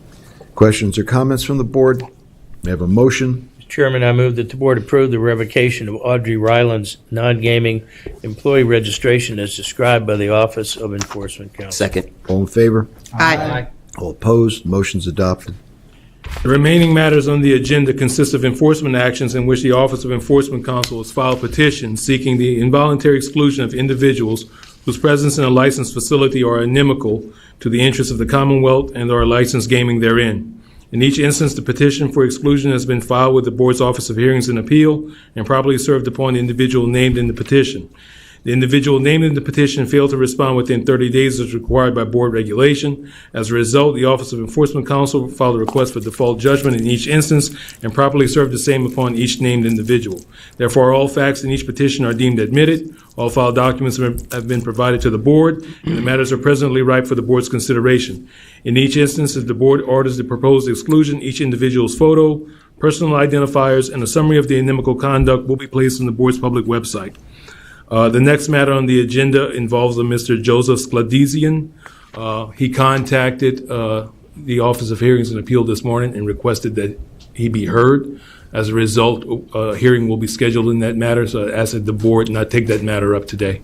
Thank you. And we'd move on to Mr. Naheem Korain Bey. Commissioners, next on the agenda of the board's consideration is a request to place Naheem Bey on the exclusion list as a result of his arrest for robbery. Mr. Bey allegedly robbed a patron of Sugar House Casino at knife point in the parking lot of the casino. The charges remain pending, and he is currently scheduled for trial on February 5th, 2018. Accordingly, the Office of Enforcement Counsel requests the board place Mr. Bey on the board's involuntary exclusion list. Questions or comments from the board? May I have a motion? Mr. Chairman, I move that the board approve the addition of Naheem Koran Bey to the PGCB involuntary exclusion list as described by the Office of Enforcement Counsel. Second. All in favor? Aye. All opposed? Motion's adopted. Thank you. Next on the agenda for the board's consideration is the request to place Tennille Barham on the exclusion list as a result of Ms. Barham leaving her 4 children, ages 1 to 9 years old, unattended in her vehicle in the parking lot at Sugar House Casino while she was in the casino for approximately 1 hour participating in gaming activities. Accordingly, OEC requests the board place Ms. Barham on the board's involuntary exclusion list. Questions or comments from the board? May I have a motion? Mr. Chairman, I move the board approve the addition of Tennille Barham to the PGCB involuntary exclusion list as described by the Office of Enforcement Counsel. Second. All in favor? Aye. All opposed? Motion's adopted. Thank you. Next on the agenda for the board's consideration is the request to place Joshua Bland on the exclusion list as a result of Mr. Bland leaving his 4 children, ages 1 to 9 years old, unattended in his vehicle in the parking lot of Sugar House Casino while he was in the casino for approximately 1 hour participating in gaming activities. Accordingly, OEC requests that the board place Mr. Bland on the board's involuntary exclusion list. Questions or comments from the board? May I have a motion? Mr. Chairman, I move that the board approve the addition of Joshua Bland to the PGCB involuntary exclusion list as described by the Office of Enforcement Counsel. Second. All in favor? Aye. All opposed? Motion's adopted.